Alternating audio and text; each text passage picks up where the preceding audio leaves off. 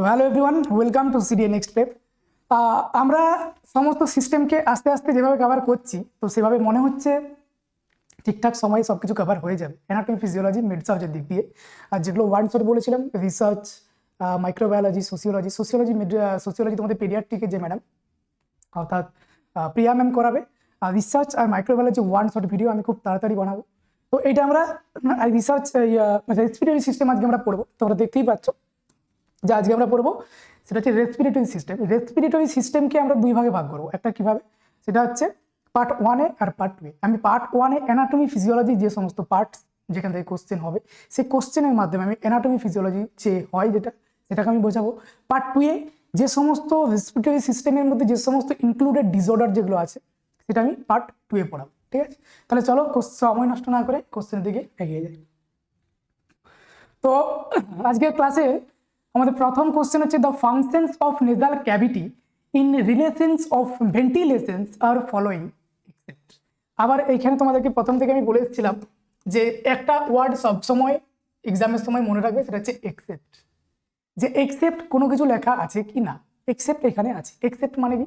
Except মানে যে সবগুলো বটে একটা, তো কোনটা সেটা কি? তো আগে আমরা এর জন্য অ্যানাটমি ফিজিওলজি আমাদের যেটা দরকার সেটা আমরা জেনে নেব, যে অ্যানাটমি ফিজিওলজি এর জন্য আমাদের কি কি অ্যানাটমি ফিজিওলজি জানতে হবে। ঠিক আছে, তো চলো। তো এইখানে ছবি তোমরা দেখতেই পাচ্ছ, আমি ছবিতে আগে সবকিছু একটু ডিটেলসে অ্যানাটমিটা বলে দিচ্ছি যে কি কি আছে আমাদের নেজাল ক্যাভিটি থেকে লাংস পর্যন্ত। লাংস কি? একটা নেজাল ক্যাভিটি থেকে লাংস পর্যন্ত আমাদের কি, এটা একটা ক্লোজ সিস্টেম। অর্থাৎ কোনো কিছু আমরা নিলাম নাক বা ওরাল দিয়ে, মুখ দিয়ে, সেটা আমাদের ট্রাকিয়ার মাধ্যমে সেটা যদি আমাদের লাংসে যায়, সেই লাংস থেকে কিন্তু আর কোনো জায়গা নেই যাওয়ার মতো, সেখানে যে একটা ক্লোজ সিস্টেম।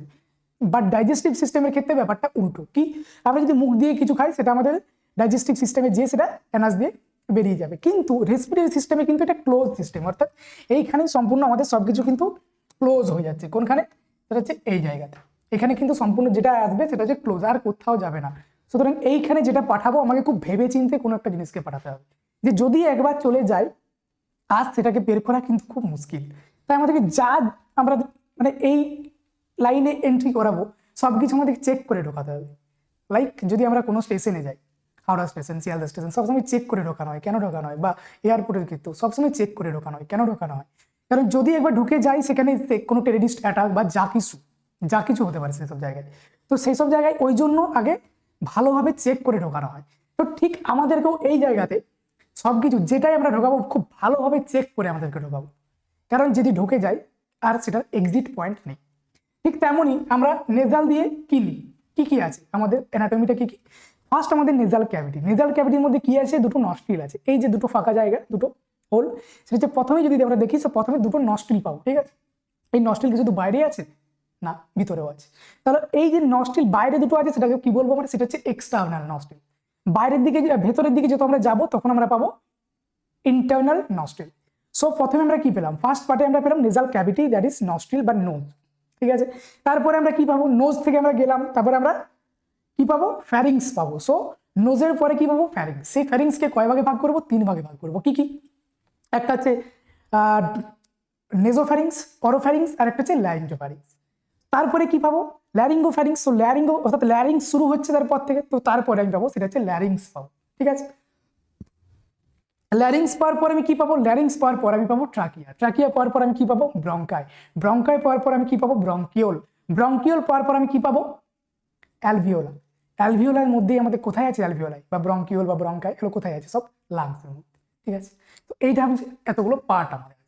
এতগুলো পার্ট সম্পর্কে আমরা জানবো, প্রত্যেকটার ভিতরে ভিতরে যাবো, সবগুলোকে আমরা জানবো।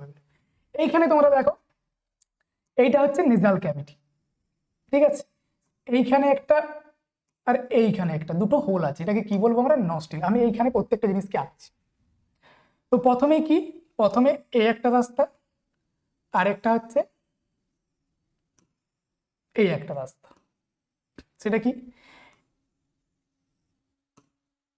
এটা দুটো নিয়াস, দ্যাট ইজ এ নস্ট্রিল। এটা কি? নস্ট্রিল। আর এটা কি? এটা হচ্ছে মাউথ। এটা কি না? মাউথ। ঠিক আছে, সো এয়ার কত দিকে যেতে পারে? এয়ার এদিকেও যেতে পারে, এয়ার এদিকেও যেতে পারে, আবার এয়ার এদিকেও যেতে পারে, তাই তো? সো এয়ার কিন্তু দুই দিকেই যেতে পারে, একটা হচ্ছে মুখ দিয়ে আর একটা হচ্ছে নাক দিয়ে। ঠিক আছে, কিন্তু আমাদের প্রত্যেকটা জিনিস প্রথমেই ক্লিয়ার করে দিচ্ছি, একটা বলবো সেটাকে ক্লিয়ার করবো। কিন্তু আমরা সবসময় মুখ দিয়ে সবসময়তে আমরা নিঃশ্বাস নিতে মানা করি বা প্রশ্বাস নিতে মানা করি বা ইনহেলেশন করতে আমরা মানা করি। কেন করি? কারণ মুখের মধ্যে তো আমাদের কোনো কিছু রাখা আছে কি? কারণ মুখের মধ্যে হাওয়া নেওয়ার জন্য তো যথেষ্ট না, কারণ মুখ দিয়ে তো আমরা যদি হাওয়া নিই, তাহলে নেজাল ক্যাভিটি আমরা কেন রেখেছি? নেজাল ক্যাভিটি যেহেতু রেখেছি সেহেতু নিশ্চয়ই আমরা নেজাল ক্যাভিটির মধ্যেও কিছু রেখেছি, যাতে এয়ারটা নেওয়ার সময় সেই এয়ারকে পিউরিফাই করা যায় বা ফিল্ট্রেশন করা যায়। যে সমস্ত ফরেন অ্যান্টিজেন ওর সাথে আসছে সেটাকে যাতে এই নেজাল ক্যাভিটির মধ্যে আটকে রাখা যায়, সেই জন্য আমরা নেজাল ক্যাভিটি তৈরি করেছি। সো আমাদেরকে নেজাল ক্যাভিটির মাধ্যমেই সবচেয়ে বেশি ইনহেলেশন করা উচিত। সো এয়ার এইখানে যখন ঢুকছে তখন কি হচ্ছে, এইখানে কি আছে, cilia, that is ciliated like hair আছে, হেয়ার আছে আমাদের নাকে, নোজ।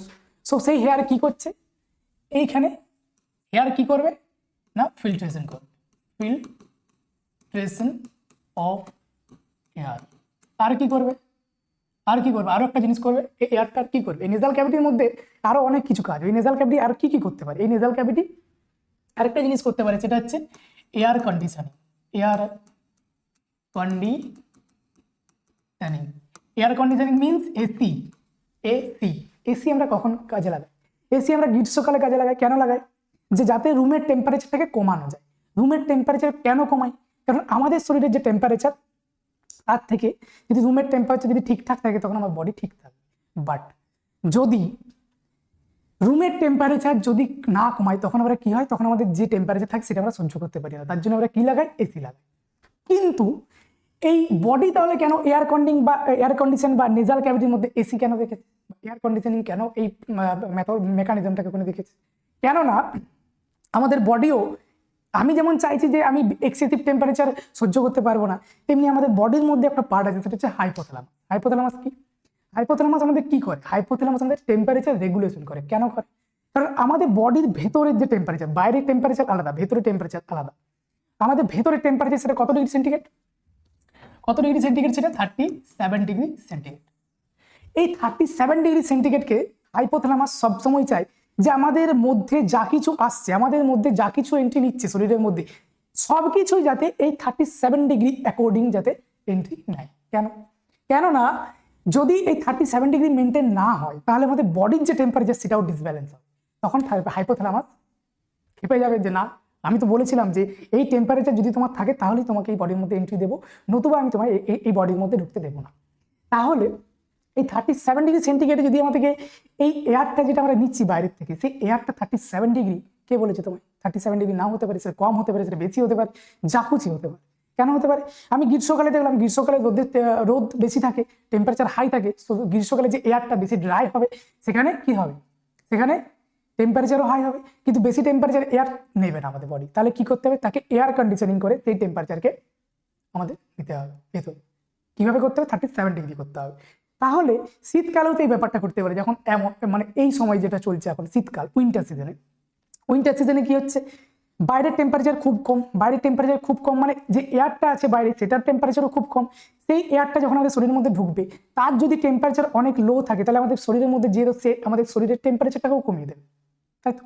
কিন্তু যাতে এই জিনিসটা না হয় তার জন্য আমাদের নেজাল ক্যাভিটির মধ্যে মেকানিজম করাই আছে অলরেডি, এয়ার কন্ডিশনিং বা এসি লাগানো আছে, ছোট্ট করে আমি ধরলাম একটা এসি লাগানো আছে।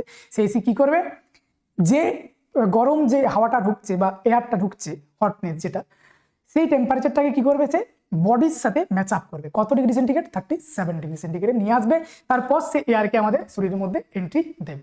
ঠিক আছে? সো এটা কি হলো, এইটা হচ্ছে ঢুকলো এখানে এয়ার, এখানে কি কি হলো, ফিল্ট্রেশন হলো, এয়ার কন্ডিশনিং হলো। ঠিক আছে?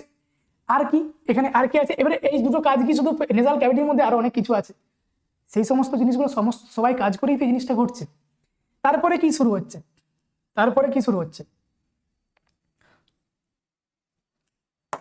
তারপরে শুরু হচ্ছে এইখানে দুটো দেখো নেজাল, এখানে ধরলাম দুটো ইন্টারনাল নস্ট্রিল। ঠিক আছে? ইন্টারনাল নস্ট্রিল, এই ইন্টারনাল নস্ট্রিল এইবারে এখান থেকে মাউথ যাচ্ছে, এখান থেকে নোজ আসছে। তাহলে এই নোজের পোর্শনটাকে আমি এটাকে অন্য কালার বলি, এই নোজের যে পোর্শনটা এটাকে কি বলবো, এটাকে বলবো নেজোফ্যারিংস। কারণ আমাদের এই ইয়েলো পোর্শনটা যেটা দেখছো সেটা কি শুরু হয়ে গেছে, ফ্যারিংস শুরু হয়ে গেছে, ফ্যারিংস। ফ্যারিংস শুরু হয়ে গেছে, ঠিক আছে। সো ফ্যারিংস যেহেতু শুরু হয়ে গেছে, এবারে ফ্যারিংসকে আমরা 3 ভাগে ভাগ করব। কেন করব? কারণ নোজের সাথে বা নেজাল ক্যাভিটির সাথে যে ফ্যারিংস লিঙ্ক আছে তাকে বলবো নেজোফ্যারিংস। মুখের সাথে অরোফ্যারিংস। কেন? কারণ মুখকে কি বলি আমরা? Oral cavity. সো অরোফ্যারিংস কখন বলবো? এইখান থেকে দেখো, এই যে এইখান থেকে মুখ, এখান থেকে মুখ শুরু হচ্ছে, তো আমি ধরলাম এটাকে একটা অন্য কালার দিলাম, এইখান থেকে শুরু হলো কি? অরোফ্যারিংস। অরোফ্যারিংস, অরোফ্যারিংস। এটার কি নাম ছিল? এটার নাম ছিল নেজোফ্যারিংস। কেন ছিল? নেজোফ্যারিংস, ঠিক আছে। কেন ছিল? কারণ নেজাল ক্যাভিটির সাথে লিঙ্ক আছে, সুতরাং নেজোফ্যারিংস। আর এটা কি? মুখের সাথে, ওরাল ক্যাভিটির সাথে লিঙ্ক আছে, সো অরোফ্যারিংস। আর কি? এবার নিচে আমরা জানি, নিচে কি আছে? নিচে আমাদের আছে হচ্ছে ল্যারিংস আছে। এই যে ল্যারিংস, তোমরা দেখতেই পাচ্ছ ল্যারিংস। সো ল্যারিংস যেহেতু আছে, সো এটা কিন্তু এখনো তো ফ্যারিংস এর মধ্যেই আছি আমরা। সো ফ্যারিংস এর মধ্যে যদি থাকে তাকে আমরা কি বলবো? সেটা হচ্ছে ল্যারিঙ্গোফ্যারিংস।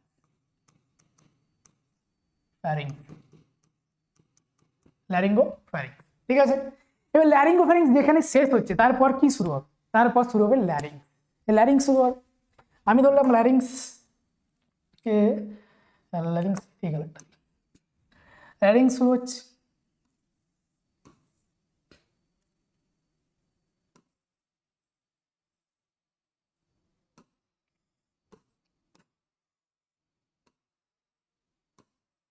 আমি ধরলাম ল্যারিংস শুরু হচ্ছে।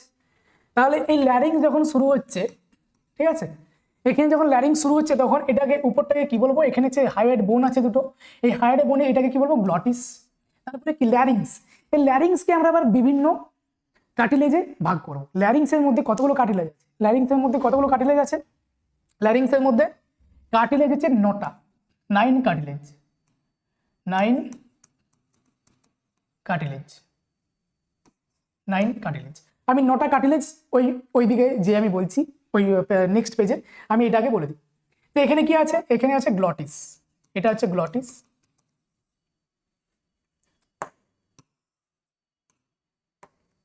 এটা কি? গ্লটিস, ঠিক আছে। এর মুখে এখানেই থাকবে এপিগ্লটিসও থাকবে, ঠিক আছে, গ্লটিস। তারপরে কি আছে? এটা হচ্ছে থাইরয়েড, এটাও একটা কার্টিলেজ, এটাও একটা কার্টিলেজ, ঠিক আছে। তারপরে কি আছে? Thyroid cartilage. তারপরে আছে থাইরয়েড কার্টিলেজ। তারপরে কি আছে?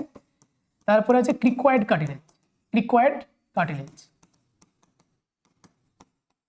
Cricoid cartilage. তাহলে আমরা কোটা কার্টিলেজ পেলাম? টোটাল 3টে কার্টিলেজ পেয়ে গেছি। আর আমাদেরকে কোটা খুঁজতে হবে? 6টা খুঁজতে হবে। কেন খুঁজতে হবে? কারণ আমি একটু আগেই বললাম টোটাল কোটা না 9 কার্টিলেজ, 9 কার্টিলেজ। এই 9 কার্টিলেজ দিয়ে কি তৈরি হবে? না 9 কার্টিলেজ দিয়ে আমাদের তৈরি হবে ল্যারিংস। এই ল্যারিংস তোমরা এখানে দেখতে পাচ্ছ, তোমাদের ল্যারিংস যেটা কি না, এই দেখো প্রথমে যে গ্লটিস, গ্লটিসকে এটা ঢাকা দেওয়া আছে এপিগ্লটিস।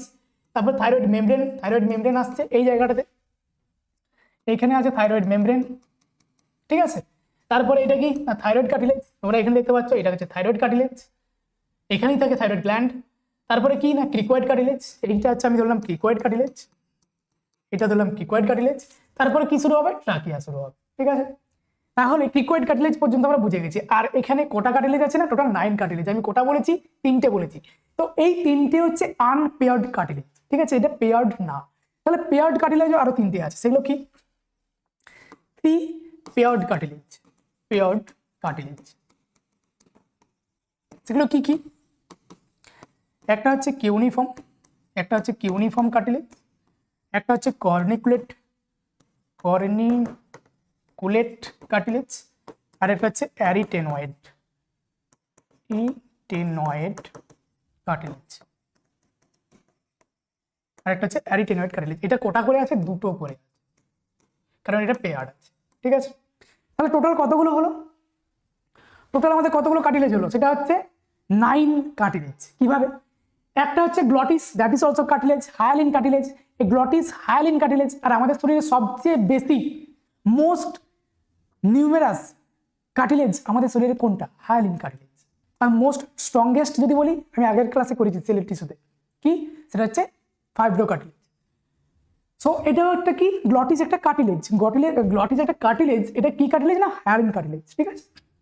আর একটা কি আছে থাইরয়েড কার্টিলেজ, আরেকটা কি আছে ক্রিকয়েড কার্টিলেজ। এটা কি না তিনটে হচ্ছে আনপেয়ার্ড কার্টিলেজ, যেটা আমরা এখান থেকে সামনের দিক দিয়ে দেখতে পাবো। আর যে তিনটে পেয়ার্ড কার্টিলেজ আছে সেগুলো পেছন সাইডে, মানে ঠিক এই ট্রাকেয়া আমাদের ল্যারিংসের ঠিক পেছন দিকে আছে, যেগুলো আমরা দেখতে পাবো না অ্যান্টেরিয়রলি, ঠিক আছে। সেগুলো কি কি না কিউনিফর্ম, সেটা হচ্ছে দুটো আছে কারণ পেয়ার্ড। আরেকটা কি কর্নিকুলেট, আরেকটা হচ্ছে কি অ্যারিটেনয়েড কার্টিলেজ। টোটাল 9টা কার্টিলেজ, ঠিক আছে। আর এখানে কিছু নেই। এইবারে কি শুরু হচ্ছে না, এইবারেই শুরু হচ্ছে তোমার কি না ট্রাকিয়া। আমি ধরলাম এটা তোমার ট্রাকিয়া, ঠিক আছে। তো এই ট্রাকিয়াতে তোমার কি আছে, ট্রাকিয়াতে তোমার আছে সি শেপড, এইভাবে সি শেপড কার্টিলেজ। ট্রাকিয়ায় তোমার কি আছে সি শেপড কার্টিলেজ। তো কি না এগুলো হচ্ছে তোমার সি শেপড কার্টিলেজ। এই সি শেপড কার্টিলেজ, এই সিটা কিন্তু অ্যান্টেরিয়রলি পস্টেরিয়রলি ফাঁকা, মানে পেছন দিকটা অ্যান্টেরিয়রলি, মানে এই যে এটা ধরো আমার ট্রাকিয়া, এইটা ঠিক সিটা এইভাবে আছে এই সাইডে, মানে এই পেছনটা হচ্ছে ফাঁকা, ঠিক আছে। এটা কি জন্য কার্টিলেজ, এই সি শেপডকে কার্টিলেজকে আমরা কেন রেখেছি ট্রাকিয়াতে, কেন রেখেছি? প্রত্যেকটা জিনিস আছে তার মানে কোনো কারণ আছে, কারণটা আমাদেরকে বুঝতে হবে যে কেন আছে। কারণ এই কার্টিলেজ যদি না থাকে তাহলে কি হয়ে যাবে, এই ট্রাকিয়া তোমার কোলাপসড হয়ে যাবে। তার জন্য এটা কি বলবো, টু এই আমি ফাংশন বলে দিচ্ছি যে এই সি শেপড কার্টিলেজের কাজ কি, to prevent collapse of trachea, ঠিক আছে।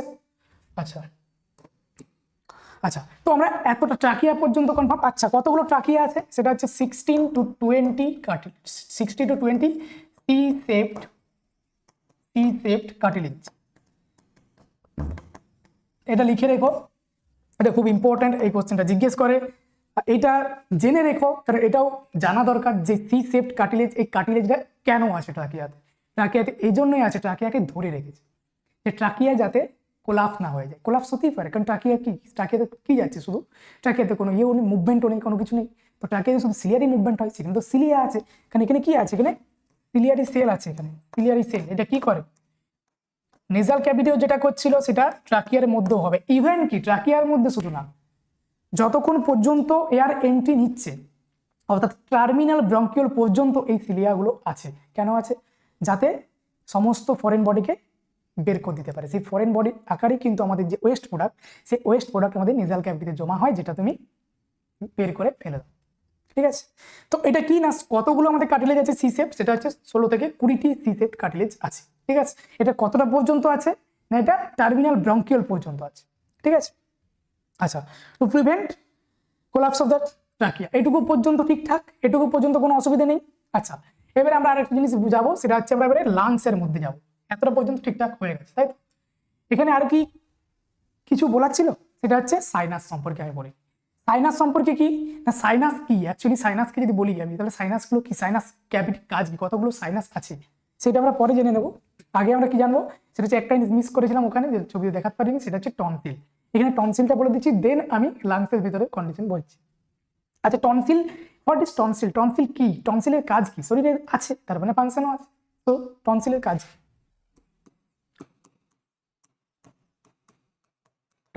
টনসিল কি, it is a collection of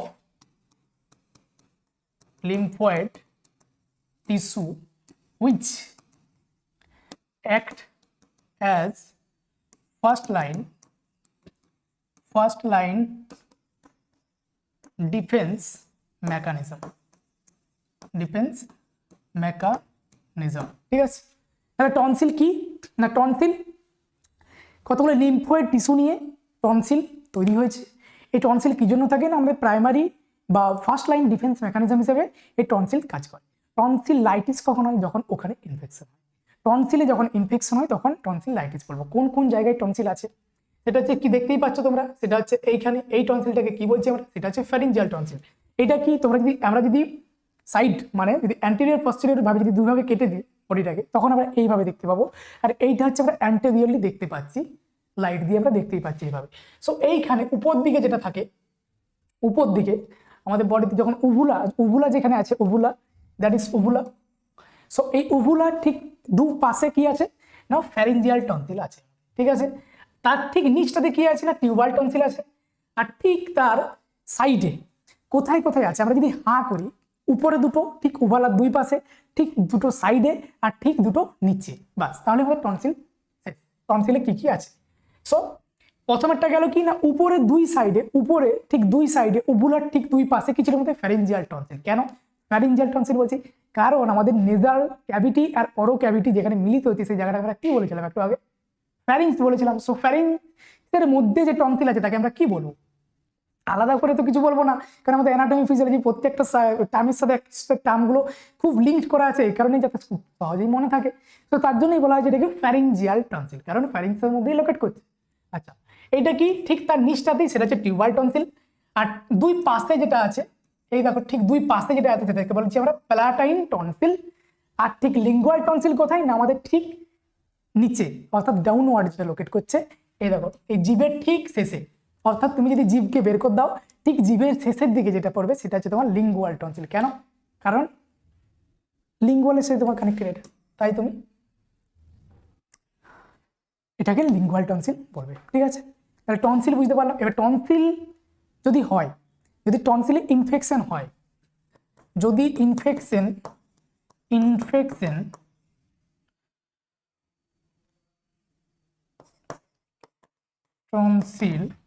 tonsil is called, or infection জন্যই তো ইনফ্লামেশন হবে, inflammation actually inflammation of the tonsil is called tonsillitis. কারণ itis means inflammation. So inflammation of the tonsil is tonsillitis. কখন inflammation হবে? যখন infection হবে। Infection যদি হয় তাহলে সেখানে ইনফ্লামেশন হবে। ইনফ্লামেশন যদি হয় তখন থেকে আমি তাকে কি বলবো? টনসিলাইটিস বলবো। টনসিলাইটিসের ট্রিটমেন্ট কি? কিছুদিন আমরা মেডিসিনের সাহায্যে দেখবো, অ্যান্টিবায়োটিক দিয়ে। যদি আমাদের অ্যান্টিবায়োটিক দিয়ে ঠিক না হয় তখন আমরা টনসিলেক্টমি অপারেশন করবো আমরা তখন, ঠিক আছে। অপারেশনের নাম কি? সেটা হচ্ছে সার্জিক্যাল অপারেশন, সার্জিক্যাল ট্রিটমেন্ট কি আমাদের? Operation that is tonsillectomy. Lectomy means ectomy means কেটে বাদ দিয়ে দেওয়া। টনসিলকে আমি কেটে বাদ দিয়ে দেবো, কারণ টনসিল হ্যাঁ যখন ছিল তখন ফার্স্ট লাইন ডিফেন্স প্রিপারেশন করছিল, যদি না থাকে করবে না, এটুকুই তো, তার তো কিছু না। এমন তো না যে মারা যাবো আজকেই, এমন কিছু না। টনসিলকে কেটে বাদ দিয়ে দেবো, ফার্স্ট লাইন ডিফেন্স যেটা করছিল সেটা করবে না, এটুকুই তফাৎ হবে।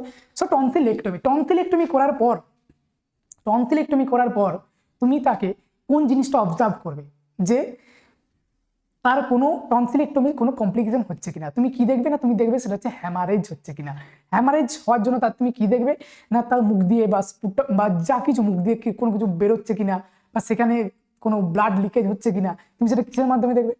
সেটা হচ্ছে যে সমস্ত জিনিসগুলো ডিসচার্জ হবে তুমি সেটার মাধ্যমে দেখবে। কিন্তু তাহলে তোমাকে সেই সময় কোন কোন খাবার দেওয়া চলবে না টনসিলেক্টমি হওয়ার পর?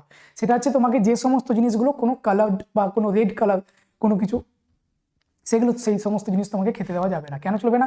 কারণ সেই রেড কালারের সাথে এই ব্লাড মিক্স হয়ে তুমি অ্যাকচুয়ালি কনফিউজ হয়ে যাবে যেটা ব্লাড নাকি তুমি যেটা খেতে দিয়েছো রেড কালারের কোনো একটা স্যুপ বা আমি ধরলাম কোনো একটা সফট ড্রিঙ্কস। কারণ তুমি দিতেই পারো সেই সময় সফট ড্রিঙ্কস দিলে কিন্তু সেটা রেড কালার ছিল আমি ধরলাম, বা কোনো জুস দিলে সেগুলো যদি রেড কালার থাকে তাহলে তুমি নিজে কনফিউজ হয়ে পড়বে যেটা ব্লাড নাকি সেই জুসের কালার। তার জন্য তোমাকে হ্যামারেজ যেহেতু মোস্ট কমন কমপ্লিকেশন, সো তোমাকে দেখতে হবে যে হ্যামারেজ হচ্ছে কিনা, তার জন্য তোমাকে সেটা লক্ষ্য রাখতে হবে, ঠিক আছে। এটা ছিল তোমার টনসিল। এবারে আমরা দ্বিতীয় কোশ্চেন যাওয়ার আগে একটা আমরা যেটা বলছিলাম সেটা হচ্ছে আমরা কোন জায়গা পর্যন্ত পৌঁছেছিলাম একটু দেখে নিই। সেটা হচ্ছে আমরা ট্রাকিয়া পর্যন্ত চলে এসেছিলাম। আমরা কোথায় এসেছিলাম না? ট্রাকিয়া, এতটা পর্যন্ত আমরা চলে এসেছিলাম। এইবারে কি হবে? আমি ধরলাম এই এতটা চলে এসেছিলাম আমরা, এতটা। এখানে কি হয়েছিল না সি শেপড কার্টিলেজ, ঠিক আছে। এইবারে কি হবে না? এইবারে ট্রাকিয়া কি করবে? ট্রাকিয়া বাইফার্কেট করবে। এটাকে কি বলবো?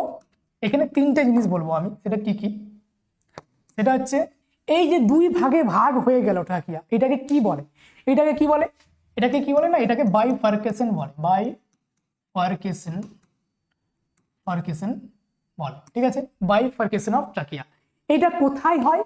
It's corona of trachea, of trachea, corona of trachea. এটা কোথায় হয়? ক্যারিনা অফ ট্রাকিয়া, ক্যারিনাতে হবে। এটা যখন হচ্ছে সেটাকে কি বলছি আমি? সেটাকে আমি বলছি বাইফার্কেশন। এই ক্যারিনা অফ ট্রাকিয়া কোথায় থাকে? না T5। তাহলে যদি তোমাকে কোশ্চেন করা হয় যে ভার্টিব্রাল যে কলাম আমাদের সেখানে কি আছে? C7। সার্ভিক্যাল ভার্টিব্রা 7টা আছে, থোরাসিক ভার্টিব্রা T12 কোটা আছে? 12টা আছে। L5 that is lumbar vertebra কোটা আছে? 5টা আছে। তারপরে কি আছে? 1 স্যাক্রাম এন্ড 1 কক্সিয়াল। সো এই এতগুলো আমাদের ভার্টিব্রাল কলাম আছে। ভার্টিব্রাল কলামে T5 টি কোটা আছে T12 এর মধ্যে, T5 যেখানে আমাদের শেষ হচ্ছে T5 এ, সেইখানে আমাদের ট্রাকিয়া কি করছে? বাইফার্কেট করছে। বাইফার্কেট করে কি ট্রাকিয়া কি তৈরি করছে? বাইফার্কেট করে ট্রাকিয়া কি তৈরি করছে? ট্রাকিয়া তৈরি যেটা করছে সেটার নাম হচ্ছে কি? ব্রঙ্কি, ব্রঙ্কাই। ঠিক আছে, এই ব্রঙ্কাই আমি একদিকটা দেখিয়ে দিচ্ছি, তাহলে তোমরা দুদিকটা বুঝে নিও। ঠিক আছে, এই ব্রঙ্কাই আবার কি করবে? এই ব্রঙ্কাই আবার কি করবে? এই ব্রঙ্কাই আবার কি করবে? এই ব্রঙ্কাই আবার ডিভাইড হবে। ঠিক আছে, ব্রঙ্কাই ডিভাইড হয়ে কি তৈরি করবে? সেটা হচ্ছে ব্রঙ্কাই ডিভাইড হয়ে, আমি এবারে শুধু স্পেসিফিক লেটার লিখবো, প্রাইমারি ব্রঙ্কাই। ঠিক আছে, PB that is primary ব্রঙ্কাই। So প্রথমে ব্রঙ্কাই, তারপর ব্রঙ্কাই আবার ডিভাইড হচ্ছে। প্রথমে কি বলবো? প্রথম ডিভিশনকে কি বলবো? সেটা হচ্ছে প্রাইমারি ব্রঙ্কাই। আবার এই প্রাইমারি ব্রঙ্কাই আবার ডিভাইড হচ্ছে, তখন তাকে আমি কি বলবো? Secondary bronchi. Secondary bronchi. Secondary bronchi আবার যখন ডিভাইড করছে তখন আমি তাকে কি বলবো? That is called tertiary bronchi. কি বলবো তাকে? Tertiary bronchi. এই টার্সিয়ারি যে ব্রঙ্কাই সেটা যখন আবার ডিভাইড করছে, টার্সিয়ারি ব্রঙ্কাই যখন ডিভাইড করছে তখন তাকে কি বলবো? তখন তাকে বলবো ইনিশিয়াল ব্রঙ্কিওল। ইনিশিয়াল ঘেটে যাবে না সবকিছু, আরেকবারটি আমি যখন রিপিটেডলি আবার বলবো তখন সবকিছু মাথায় ঢুকে যাবে, এখন শুধু দেখতে থাকো। ইনিশিয়াল ব্রঙ্কিওল, খুব সহজ চ্যাপ্টার, কোনো ভয়ের কিছু নেই। Initial bronchiole. আবার ইনিশিয়াল ব্রঙ্কিওল যখন তোমার ডিভাইড করবে তখন তাকে কি বলবো? That is called terminal bronchiole. Terminal bronchiole, terminal bronchiole. এখনো কি আছে? এখনো একটা আছে। টার্মিনাল ব্রঙ্কিওল যখন ডিভাইড করবে তখন তাকে কি বলবো? Respiratory bronchiole. সরি, তাকে কি বলবো? রেসপিরেটরি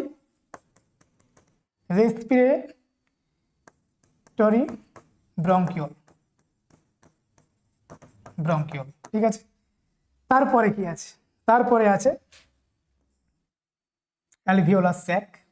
তারপরে আমি ধরলাম এইখানে ধরলাম অ্যালভিওলার স্যাক আছে, এটা হচ্ছে alveolar sac. Alveolar sac, sac মানে জানো ঝোলার মতো একটা জিনিস। সেই অ্যালভিওলার স্যাকের মধ্যে কি আছে? অ্যালভিওলার স্যাকের মধ্যে আছে অ্যালভিওলি নামক ছোট ছোট সেল। আমি ধরলাম এগুলো ছোট ছোট সব সেল। তারপরে কি পাবো? না অ্যালভিওলি। অ্যালভিওলি কতটা মানে বাইরের থেকে যখন ভিতরে এলাম আমরা লাংস পর্যন্ত চলে এসেছি, পৌঁছে গেছি। ঠিক আছে, এইখানে যদি আমরা এবারে তোমরা লাংসকে তোমরা এবারে এইভাবে আঁকতেই পারবে। এটা ধরলাম তোমার লাংস। এই লাংসের মধ্যেই তোমার কি আছে? এইভাবে এইভাবে যখন বাইফার্কেট হচ্ছে এইভাবে,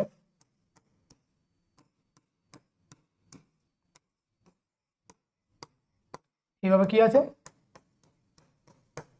অ্যালভিওলিগুলো সব আছে। ঠিক আছে, এতটা পর্যন্ত সব ঠিকঠাক, কোনো অসুবিধা নেই। আমি আরেকবারটি রিভিশন করে দিচ্ছি, তাহলেই সব কিছু মনে পড়ে যাবে। ঠিক আছে, প্রথমে আমাদের কি ছিল? Nasal cavity. নেজাল ক্যাভিটিকে আমরা প্রথমে কিভাবে ভাগ করেছিলাম? সেটা হচ্ছে নেজাল ক্যাভিটি দুটো, প্রথমে কি ছিল? এক্সটার্নাল নস্ট্রিল, যে দুটো আমাদের বাইরের দিক দিয়ে যে দুটো হোল ছিল সেটাকে বলবো এক্সটার্নাল নস্ট্রিল। সেই এক্সটার্নাল নস্ট্রিল দিয়ে কি ঢুকছে? এয়ার ঢুকছে। এয়ার দিয়ে কি ঢুকছে? আর কোন দিক দিয়ে ঢুকছে? সেটা হচ্ছে মাউথ দিয়ে। মাউথ দিয়ে আর নোজ দিয়ে ঢুকছে। তারপর এক জায়গায় যে মিলিত হচ্ছে সেই জায়গাটাকে আমরা কি বলছি? সেটা বলছি আমরা ফ্যারিংস। এই ফ্যারিংসকে আমরা 3 ভাগে ভাগ করছি। কি? নেজোফ্যারিংস, অরোফ্যারিংস আর হচ্ছে ল্যারিঙ্গোফ্যারিংস। ল্যারিঙ্গোফ্যারিংস যেখানে শেষ হচ্ছে সেইখানেই শুরু হচ্ছে আমাদের কি? ল্যারিংস। ল্যারিংসকে আমরা 9টা কার্টিলেজ দিয়ে আমরা ল্যারিংসকে পাই। সেই 9টা কার্টিলেজ কি, একটা হচ্ছে তোমার গ্লটিস, একটা হচ্ছে থাইরয়েড কার্টিলেজ, একটা হচ্ছে ক্রিকোয়েড কার্টিলেজ, আর যে 3টে পেয়ার্ড কার্টিলেজ আছে, অর্থাৎ তাহলে 6টা হয়ে যাচ্ছে। ওখানে 6টা, এখানে 3টে।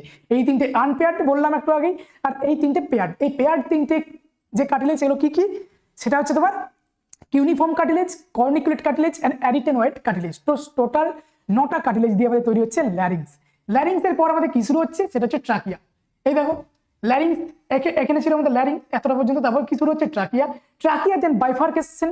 ট্রাকিয়ার বাইফার্কেশন কোথায় হচ্ছে, corona of trachea. Corona of trachea কোথায়, ভার্টিব্রাল কলামের দিক দিয়ে যদি দেখি T5 আমাদের T12 পর্যন্ত, কিন্তু T5 এ ট্রাকিয়া বাইফার্কেট হচ্ছে 2 ভাগে। তারপর কি তৈরি করছে, ব্রঙ্কি। ব্রঙ্কিকে আমরা যখন ফার্স্টলি ডিভাইড করছি তখন তাকে কি পাচ্ছি আমরা, প্রাইমারি ব্রঙ্কি। ব্রঙ্কিকে আমরা যখন ফার্স্ট ডিভাইড করছি তখন আমরা পাচ্ছি প্রাইমারি ব্রঙ্কি। প্রাইমারি ব্রঙ্কিকে আমরা যখন আবার ডিভাইড করছি তখন আমরা পাচ্ছি সেকেন্ডারি ব্রঙ্কি। সেকেন্ডারি ব্রঙ্কিকে আমরা যখন আবার ডিভাইড করছি তখন আমরা পাচ্ছি টার্সিয়ারি ব্রঙ্কি।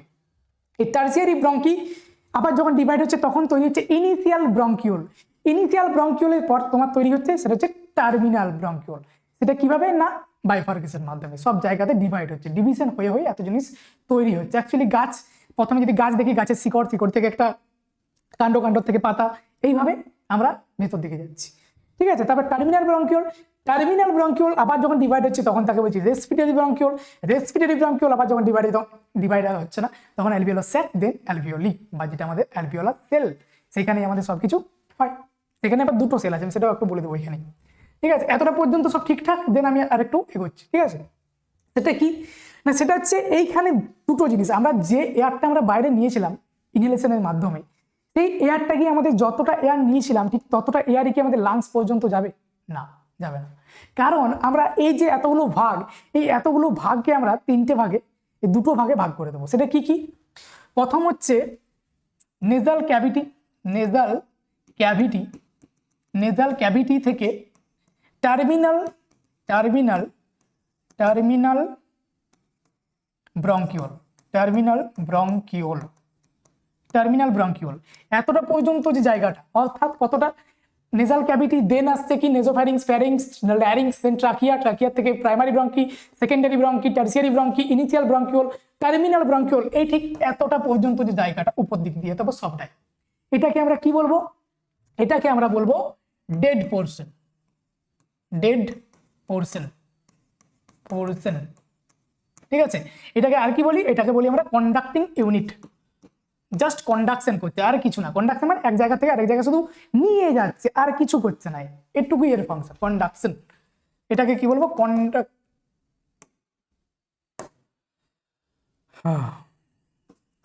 Conductive unit. ঠিক আছে, কন্ডাক্টিভ ইউনিট। এই টার্মিনাল ব্রঙ্কিউল থেকে আমাদের উপরটা পর্যন্ত কন্ডাক্টিং জোন বলতে পারি, কন্ডাক্টিং জোন বা কন্ডাক্টিং ইউনিটই ধরলাম। ঠিক আছে, সো এই টার্মিনাল ব্রঙ্কিউল পর্যন্ত, ঠিক এতটা পর্যন্ত কি হয়ে গেল আমার, দ্যাট ইজ কন্ডাক্টিং জোন। আর নিচটাকে আমরা কি বলবো, সেটা হচ্ছে কন্ডাক্টিং ইউনিট ছিল উপরটা, আর নিচটাকে আমরা বলবো রেসপিরেটরি ইউনিট। Respiratory unit. তাহলে এই দুটোকে আলাদা করলাম কেন, কেননা এই আলাদা করলাম এই কারণেই, এই ডেড পোর্শনে আমরা যে পরিমাণ এয়ারটাকে নিই সেটা কত ml থাকে, 500 ml। So what is the tidal volume, what is a tidal volume? Tidal volume হচ্ছে, টাইডাল ভলিউম কি, প্রথমে টাইডাল ভলিউম কি, টাইডাল ভলিউম হচ্ছে আমরা নর্মালি ইনহেলেশন অ্যান্ড এক্সহেলেশনের মাধ্যমে যে পরিমাণ এয়ারটাকে নিই, যে পরিমাণ এয়ারটাকে বের করে দিই এক্সহেলেশনের মাধ্যমে, সেটাকে আমরা বলি টাইডাল ভলিউম। যে ভলিউম অ্যামাউন্ট, যে এয়ারটাকে আমরা নিচ্ছি ছাড়ছি, সেটা হচ্ছে টাইডাল ভলিউম। সেই টাইডাল ভলিউম অ্যামাউন্ট কত, টাইডাল ভলিউম অ্যামাউন্ট হচ্ছে 500 ml। এই 500 ml এর মধ্যে আমরা সম্পূর্ণ, এটা তো আমাদের টাইডাল ভলিউম 500 ml, এই 500 ml এর মধ্যে কি গোটা 500 ml এয়ারই আমাদের সম্পূর্ণ লাংস পর্যন্ত পৌঁছাবে না। এইখানেই এই জোনটা তুমি মানে বুঝতে পারবে, এই যে এই এতটা, এইখানে তোমার থেকে যাচ্ছে 150 ml, আর লাংস পর্যন্ত আসছে তোমার 350 ml।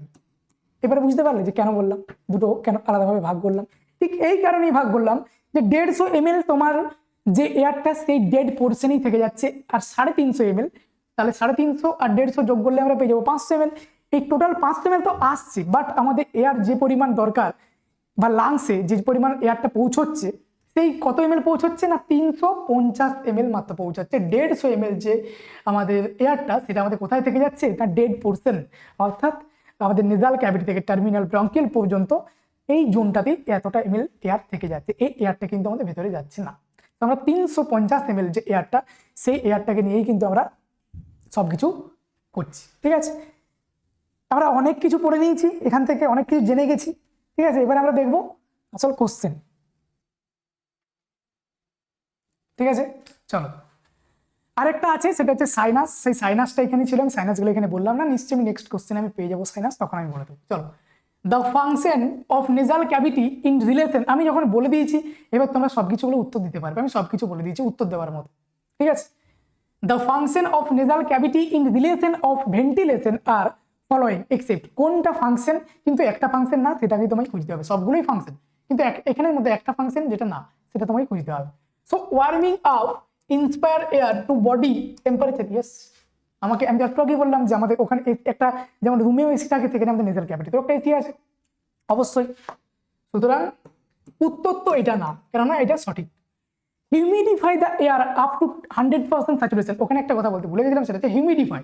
অবশ্যই আমরা জানি যে যদি আমরা ড্রাই এয়ার আমরা যদি নিই তাহলে কি হবে, আমাদের যে মিউকাস, আমাদের সব জায়গায় মিউকাস আছে, নেজাল ক্যাভিটি থেকে ট্রাকিয়া থেকে ব্রঙ্কিওল ব্রঙ্কাই সব জায়গায় আমাদের কি আছে, মিউকাস সেল আছে, সিলিয়েটেড এপিথেলিয়ামও আছে, সেখানে কি হবে মিউকাস থাকবে। সেই মিউকাস কি করে ট্র্যাপ করে, কাদেরকে ট্র্যাপ করে, ফরেন অ্যান্টিজেনকে ট্র্যাপ করে। সো সেই জন্য যেহেতু মিউকাস আছে, সেই মিউকাস তো যদি ড্রাই এয়ার দিয়ে আমি কোনো একটা ড্রাই এয়ার তুমি যদি কোনো একটা মিউকাসকে দাও, তাহলে সেটা কি হবে, শুকিয়ে যাবে, একটা শক্ত কিছু একটা জমাট বেঁধে যাবে। তো তার জন্য আমাকে ড্রাই এয়ার দেওয়া চলবে না, তার জন্য আমাকে কি করতে হবে, সেই এয়ারটাকে হিউমিডিফাই করতে হবে। হিউমিডিফাই কিভাবে করবো না, 100% স্যাচুরেশনের মাধ্যমে আমি হিউমিডিফাই করবো। সেটা কে করবে, নেজাল ক্যাভিটি করবে। সুতরাং এটাও তো না, তাহলে এটাও তো সত্যি বা ঠিক উত্তর। Removal of particulate matter from air disinfect the air entering into the lungs, দুটোর মধ্যে একটা হবে কোনটা, এটাও বলে দিয়েছি, শুধু একটু মাথা খাটিয়ে ভাবো। এটাও না, উত্তর আমাদের disinfect the air entering into the lungs.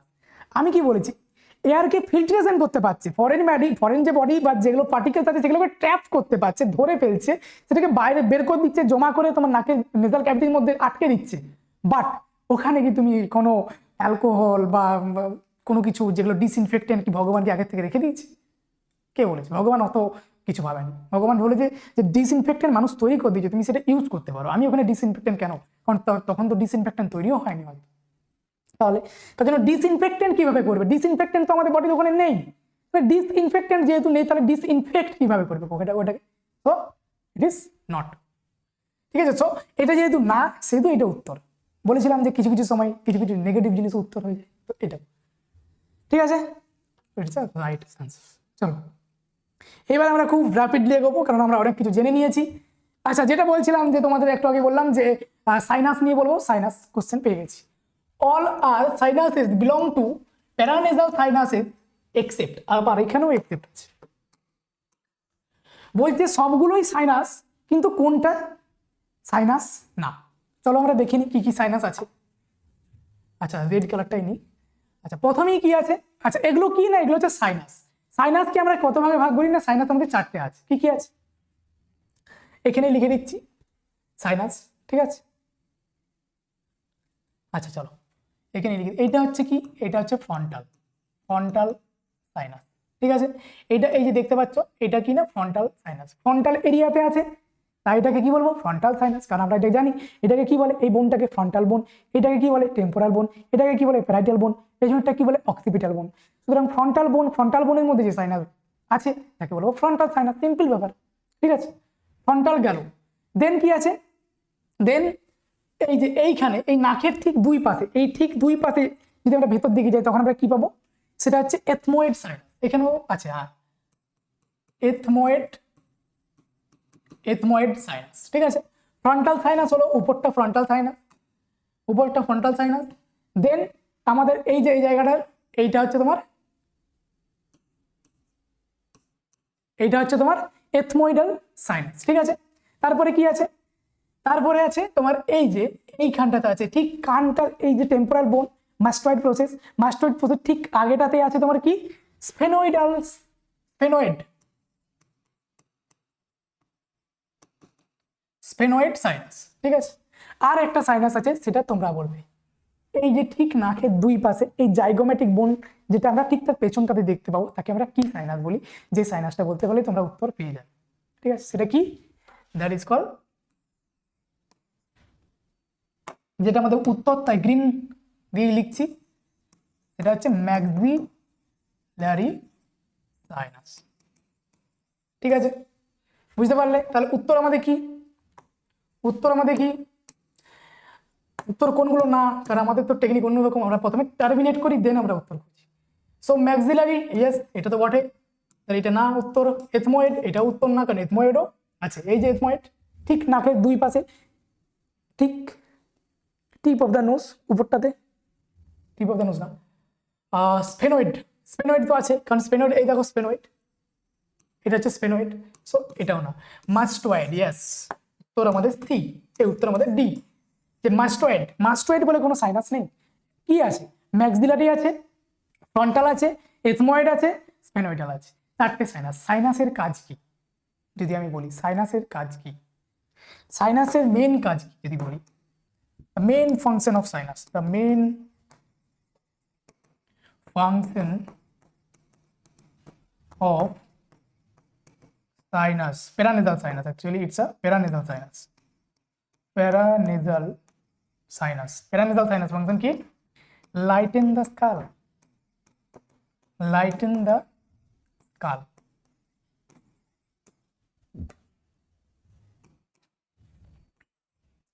lighten the skull মানে অর্থাৎ তোমার যে 1.5 কেজির একটা মাথা সব সময় উপরে থাকছে, সব গোটা বডি থেকে উপরে থাকছে, তুমি কোনোদিন বুঝতে পেরেছো যে এই তোমাকে যদি এখন মাথার উপরে একটা 1.5 কেজি কোনো একটা পড়ে বা কোনো একটা যদি ভারী জিনিস 1.5 কেজির মতো যদি মাথার উপরে চাপিয়ে দেওয়া হয়, তুমি সেটা বুঝতে পারবে। বাট তোমার মাথাটাই তো একটা 1.5 কেজি, তুমি কি সেটা কোনোদিন বুঝতে পেরেছো যে মাথাটা 1.5 কেজি? তুমি কোনোদিন জানো তো অনেকেই, বাট অনেকেও জানো না যে মাথা ওজন কত না 1200 থেকে 1.5 কেজির মতো একটা ওয়েট হয়। সো 1.5 কেজি যে ওয়েট তুমি কোনোদিন বুঝতে পেরেছো যে 1.5 কেজি? তুমি যতক্ষণ না তুমি কোনো একটা পোস্টমর্টম করার সময় যে বডি পার্টকে যখন রেখে রেখে ওজন করা হয়েছে তখনই জানা গেছে, তার আগে তো না। সো এই যে মাথার ওয়েট, এই 1.5 কেজি ওয়েট, সেই 1.5 কেজি ওয়েটকে আমাদের যে বুঝতেই পারছি না যে 1.5 কেজি বলে কোনো একটা ওয়েটের কোনো একটা জিনিস আমাদের আছে এখানে, সেটা কি জন্য? কারণ এই প্যারানেজাল সাইনাসের জন্য। এই প্যারানেজাল সাইনাস কি করছে? এই প্যারানেজাল সাইনাস আমাদের স্কালের যে ওয়েট সেটাকে কমিয়ে দিচ্ছে, লাইটেন করে দিচ্ছে, তার জন্য আমরা সেটাকে বুঝতেই পারি না যে আমাদের ওয়েট এতটা বেশি, আমরা সেটাকে নিয়ে ঘুরছি, ঠিক আছে। That is a lighten the skull, হয়ে গেল। এবার সাইনাস কি না, সাইনাস ছোট ছোট একটা কি বলবো হোল টাইপের জিনিস, ঠিক আছে, এয়ার দিয়ে ভর্তি থাকে সেই জায়গাটা, তো এটাই করে। আর কি করে? এখানে ওয়ার্মিং করে, যে আমাদের এয়ারটা নিচ্ছি বাইরের থেকে বা ভেতর থেকে, বাইরের থেকে ভেতরে যেটা নিচ্ছি সেটাকে কি করে না, ওয়ার্মিংও করে, ঠিক আছে। চলো নেক্সট কোশ্চেন কি? আচ্ছা, এটা একটা ডিজিজ কন্ডিশন। আমরা তো অনেক কিছু পড়ে নিয়েছি, অ্যানাটমি, ফিজিওলজি, অনেক কিছু জেনে নিয়েছি আমরা। এবার শুধু কোশ্চেন ধরবো আর বলবো, কেননা আর বেশি মেকানিজম নেই, আর শুধু রেসপিরেটরি সিস্টেমে যে মেকানিজমে আমরা নিচ্ছি নিঃশ্বাস প্রশ্বাস, সেই জিনিসটা এবারে শুধু আছে, আর কিছু না। চলো, সব কিছু তোমরা জেনেই গেছো, ক্লাস অর্ধেকটা শেষ হয়ে গেছে, আর কিছু নেই। Congenital obstruction of the posterior nerves at the entrance to the nasopharynx is called. Nasopharynx কোথায়? আমি একটু আগে দেখিয়েছিলাম তোমাদের যে nasopharynx কোথায়।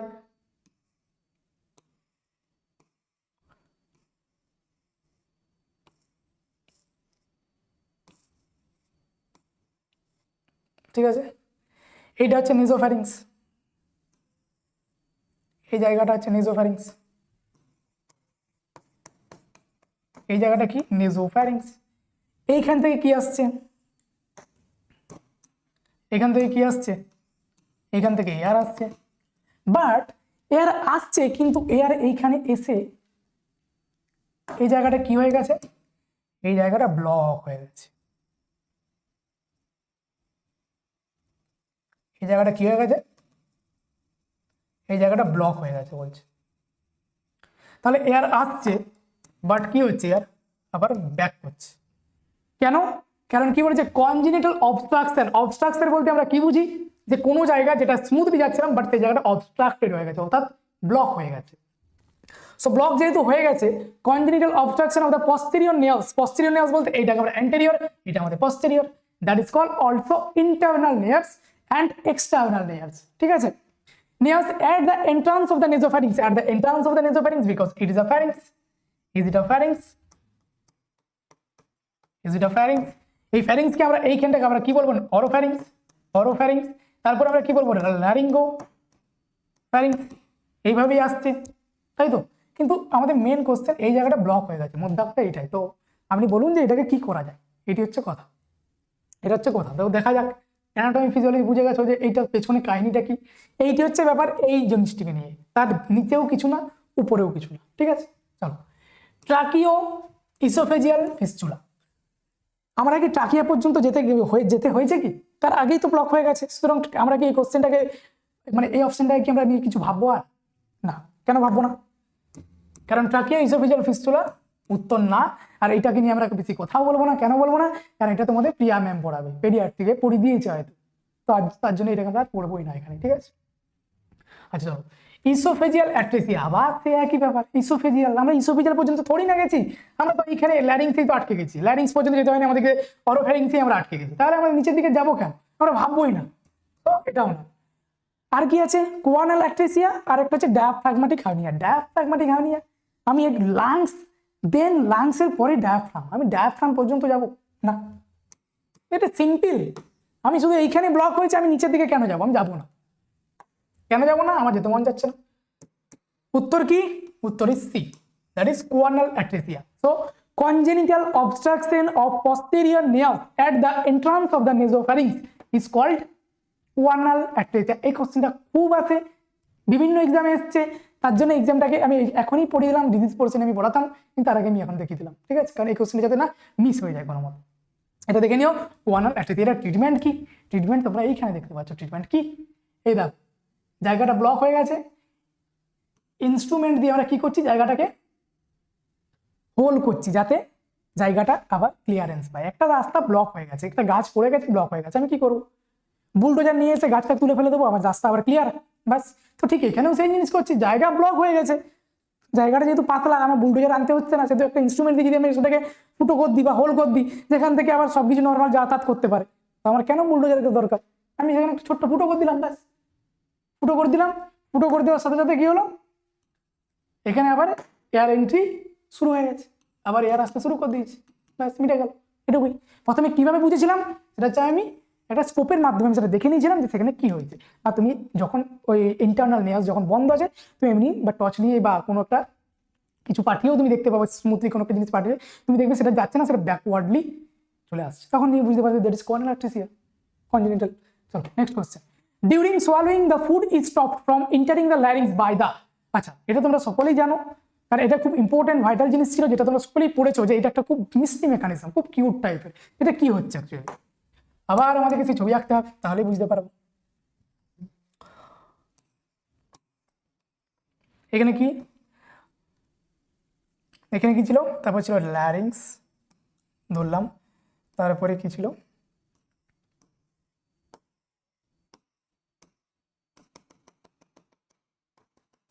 ঠিক আছে, তারপরে কি শুরু হচ্ছে? এখানে এত বেশি করে লাভ নেই।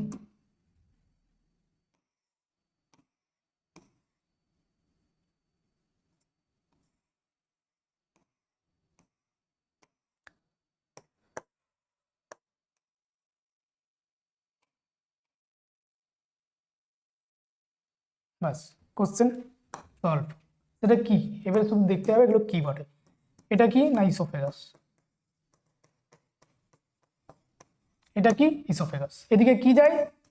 এদিকে ফুড যায় না, ফুড তো ইসোফেগাসে যায় না, ফুড তো ট্রাকিয়াতে যায়, তাই তো? না, ফুড ইসোফেগাসে যায়, আর এয়ার যায় ট্রাকিয়াতে। কি যায়? এয়ার, এয়ার যায় ট্রাকিয়াতে। এটা কি? এখানে সি সেভ করে দিলেই তোমরা বুঝতে পারবে যে এটা ট্রাকিয়া, ঠিক আছে। এটা ট্রাকিয়া, এটা কি? এটা হচ্ছে ট্রাকিয়া। সো ফুড তো যখন আসছে তখন থোড়ি জানে এখান থেকে ফুড আসছে, এখান থেকে ফুড আসছে। ফুড একটা খাবার, যেটা তুমি ফরেন বডি, সে তাকে তুমি এন্ট্রি করাচ্ছ। ফুড কিভাবে জানবে যে ওখানে দুটো পথ আছে, আমাকে কোন পথটা বাঁচতে হবে? ফুড কি সেটা জানে? জানে না। বাট যদি না জানিস, তাহলে সেই ফুড কিভাবে বুঝবে যে আমাকে ইসোফেগাসে যেতে হবে, আমাকে ট্রাকিয়াতে যাওয়া চলবে না? তখন ট্রাকিয়াতে যদি চলে যায়, তাহলে আমি যেখানকে যাচ্ছি সেখানকে পৌঁছতে পারবো না, সেখানে কিছুক্ষণ থেকেই সেই জায়গাটাই আস্তে আস্তে শেষ হয়ে যাবে, কারণ আলটিমেটলি সেই মানুষটা মারা যাবে, তাই তো?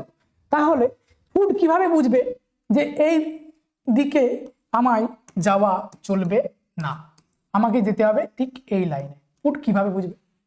তার জন্য তো এখানে একজন বসে আছে। আচ্ছা, ট্রাকিয়ার যে হোল তাকে আমরা কি বলবো? আর যে কি বলে তোমার ইসোফেগাসের যে ওপেনিং তাকে আমরা কি বলবো? আগে এই দুটো জিনিস আগে জেনে নাও। ইসোফেগাসের ওপেনিংকে আমরা কি বলবো? বুলেট। ট্রাকিয়ার যে ওপেনিং তাকে আমরা কি বলবো? গ্লটিস। গ্লটিস। গ্লটিসের উপরে, উপর মিন্স এপি, এপি। সো উপরে কি আছে? একটা গ্লটিস, আরো একটা গ্লটিস। তো তাকেও কি আমি গ্লটিস বলবো? না, গ্লটিসের উপরে গ্লটিস আছে আর একটা, তাহলে কি বলবো তাকে? এপিগ্লটিস। তো এইখানে কি আছে? এপিগ্লটিস। এই এপিগ্লটিস কি করছে? যখন ফুড তোমার আসছে, চাং চাং ফুড যখন তোমার আসছে, তখন এই এপিগ্লটিস কি করছে? ফ্লিপ করে টুক করে এই জায়গাটাকে বন্ধ করে দিচ্ছে। কি করছে? এই যে তোমার যে ট্রাকিয়ার যে জায়গাটা, সেই জায়গাটাকে টুক করে ব্লক করে দিচ্ছে। তখন ফুড ইজিলি বুঝে যাচ্ছে যে দুটো রাস্তা ছিল, একটা রাস্তা বন্ধ, আমাকে তো কোনো ডিসিশন নিতেই হবে না যে আমাকে একটু স্টপ হতে হবে। এদিন আমি ভাববো যে রাইট সাইডে যাবো নাকি লেফট সাইডে যাবো, ফুডকে কিছু ভাবতেই হচ্ছে না। একটা রাস্তা ব্লক হয়ে গেছে সম্পূর্ণ। কে কে ব্লক? সেই রাস্তাটাকে কে ব্লক করেছে? কে? এপিগ্লটিস। তো যখন ব্লক হয়ে গেছে তখন ফুড ইজিলি বুঝতে পারলো যে আমাকে ইসোফেগাসে যেতে হবে। নর্মাল কন্ডিশন, ফুড ইসোফেগাসে চলে গেল। সো এইবার আমাদের কোশ্চেনের দিকে যদি যাই তাহলে কি আসছে? During swallowing food is stopped from entering the larynx by the. চলো, কোশ্চেন বুঝে গেছে সবাই? ফুডকে ট্রাকিয়াতে যেতে কে বাধা দিচ্ছে? মধ্যা কথা এটি। চলো, কে বাধা দিচ্ছে দেখি। ইসোফেগাস। ইসোফেগাস তো বলছে তু আ যা, মেরে পাস আ যা, তাই না? সো ইসোফেগাস তো না, ইসোফেগাস তো না। ফ্যারিংস। ফ্যারিংস তো বলছে তো আমার দিক দিয়ে তোকে যেতে হবে, তুই আবার যাবি না মানে আমার দিক দিয়ে তোকে যেতে হবে। ফ্যারিংসও না, কারণ ফ্যারিংস তো বলছে আমার তো কোনো দায়িত্ব নেই, আমি তো অনেক আগের পথ, এখনো তো অনেকটা বাকি, তোমাকে একাই যেতে হবে, তাই তো? তাই জন্য ফ্যারিংসও না। স্ট্রাচিয়ান টিউব। স্ট্রাচিয়ান টিউব কি? স্ট্রাচিয়ান টিউব কোনখান থেকে আসছে আগে বলো? স্ট্রাচিয়ান টিউব আসছে আমাদের এয়ার থেকে। এয়ার থেকে কোথায় আসছে? নোজে আসছে। কেন আসছে? কারণ এক্সেসিভ যে প্রেসার, সেই প্রেসারটাকে এই স্ট্রাচিয়ান টিউবের মাধ্যমে সেটা কমে যায়। ওখানে ওখানে যে প্রেসার, সেই প্রেসারটাকে কমায়। কারণ আমাদের কি করে? আমাদের বডি ব্যালেন্স কে করে? এয়ার করে। এয়ার, এয়ারের মধ্যে ককলিয়া আছে।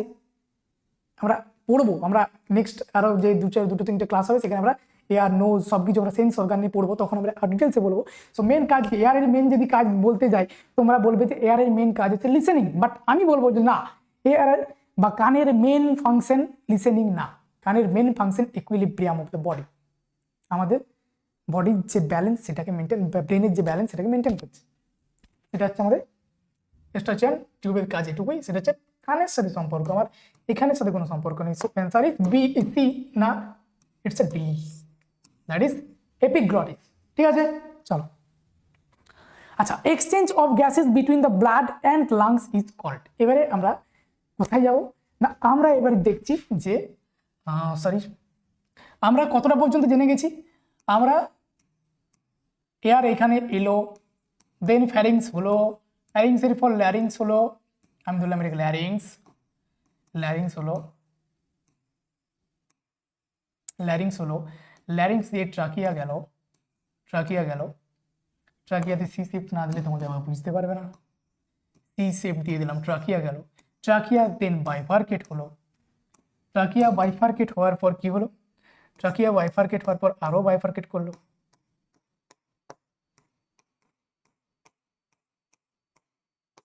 আরো বাইফার্কেট করলো, দেন অ্যালভিওল ক্রিয়েট হলো, ক্রিয়েট হলো। তারপর আমি কি আঁকবো? তারপর আমি লাংস,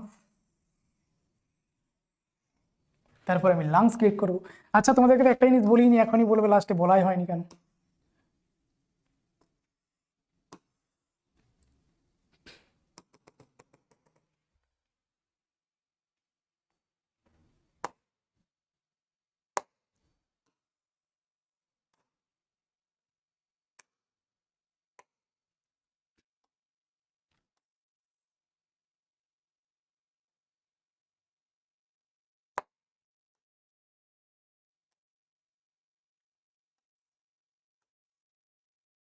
ঠিক আছে, এইটি হচ্ছে ব্যাপার। এবার এখান থেকে আমরা সবকিছু জানবো। সেটা কি? লাংসকে আমরা কয় ভাগে, লাংস আমাদের কত, দুটো লাংস আছে। দুটো লাংসের মধ্যে একটা রাইট লাং একটা লেফট লাং। লেফট লাং আর রাইট লাংয়ের মধ্যে পার্থক্য কি? পার্থক্য একটাই যে লেফট লাংয়ের কাছে দুটো লোব আছে, রাইট লাংয়ের কাছে তিনটে লোব আছে। কেন আছে? কারণ রাইট লাংয়ের কাছে ইনাফ প্লেস আছে, ইনাফ জায়গা আছে, স্পেস প্রচুর, তার জন্য বলছে আমাকে দিয়ে দাও, যা দেওয়া দিয়ে দাও। কিন্তু লেফট যে আমাদের লাংস, সে বলছে না, আমাকে তো হার্টকে দিয়েছো, আমার জায়গা ভর্তি, আমার ঘরের জায়গা নেই, আমি কি করে আমি আরেকটা লোবকে তৈরি করবো? শোন না, তার জন্য কি হয়েছে, তাই লেফট লাংয়ের কাছে দুটো লোব আছে, একটা হচ্ছে আপার একটা হচ্ছে লোয়ার। কিন্তু রাইট লাংয়ের কাছে তিনটে লোব আছে। কি? একটা হচ্ছে আপার, একটা হচ্ছে মিডিল, আর একটা হচ্ছে লোয়ার। একটা হচ্ছে মিডিল, একটা হচ্ছে আপার। আপারটাকে কি বলা হয়? এপিক্যাল বলা হয়, এপিক্যাল বলা হয়। লোয়ারটাকে কি বলা হয়? বেস বলা হয়। ঠিক আছে, এটুকু ঠিকঠাক। এইবারে কি, এইবারে অ্যালভিওলি এয়ার কোনখানকে যেতে হবে? আলটিমেটলি এয়ারকে কোথায় যেতে হবে? স্পেসিফিক কালার কি নেব? এইটা নিতে স্পেসিফিক কালার। আলটিমেটলি এয়ারকে আমি এইখান থেকে নিয়েছিলাম, দুটো জায়গার থেকে আমি এয়ারকে নিয়েছি। এয়ারকে আমি কোন জায়গায় পৌঁছাতে হবে? এয়ারকে আমাকে পৌঁছাতে হবে ঠিক এই জায়গায়। ঠিক আছে, এয়ারকে আমাকে এইখানে পৌঁছাতে হবে। সো এয়ার এইখানে পৌঁছানো, এটাকে কিসের মাধ্যমে হচ্ছে? সেটা হচ্ছে ইনহেলেশন অ্যান্ড এক্সহেলেশন। ঠিক আছে, সেটাও আমি বোঝাচ্ছি একটু পরে যে ইনহেলেশন কিভাবে হচ্ছে, এক্সহেলেশন কিভাবে হচ্ছে। তার আগে হচ্ছে যে কি, exchange of gases between the blood and lungs. আচ্ছা, এয়ার তো এখানে পর্যন্ত এলো, তারপরে এইখানে কি আছে? এইখানে একটা আছে ব্লাড ভেসেল, ব্লাড ভেসেল আছে। এই ব্লাড ভেসেলে এই যে O2, এইখান থেকে যে O2 অক্সিজেনেটেড যে ব্লাডটা হবে, O2 অর্থাৎ অ্যালভিওলি আর থেকে ব্লাডের মধ্যে যে আদান প্রদান, অক্সিজেন বা গ্যাসের আদান প্রদান, যেটা O2, কারণ কি হবে, CO2 এই দিকে চলে আসবে আর O2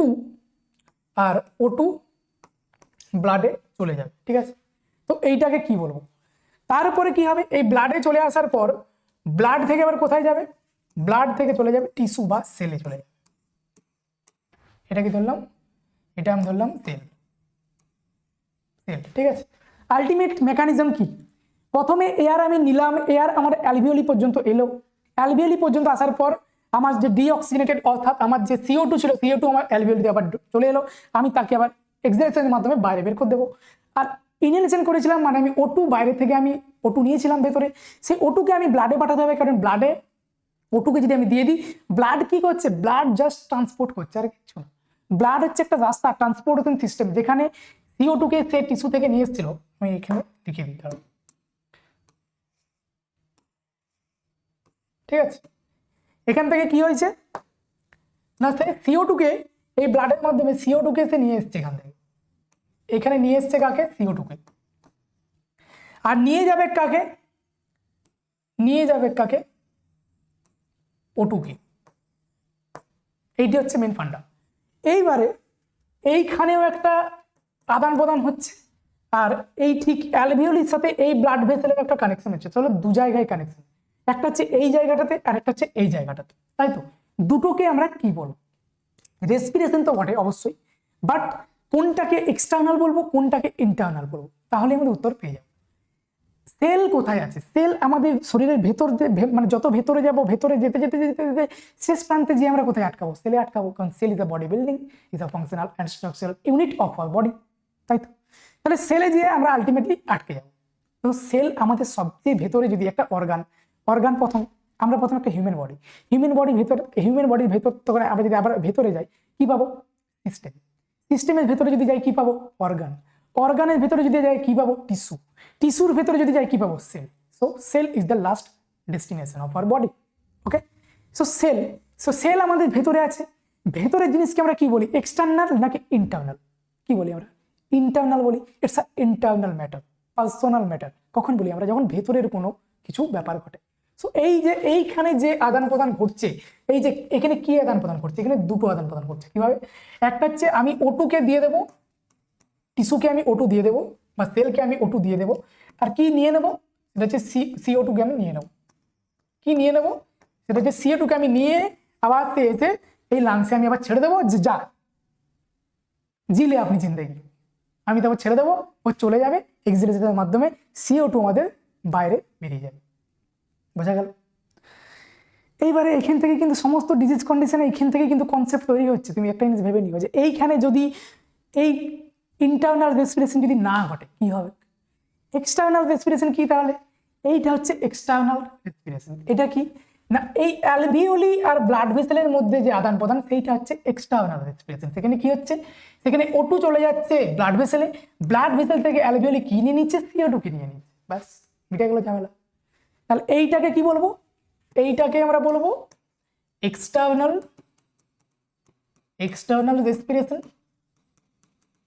রেসপিরেশন। আর এইখানে যে আদান প্রদান সেটাকে আমরা কি বলবো? Internal respiration. ঠিক আছে।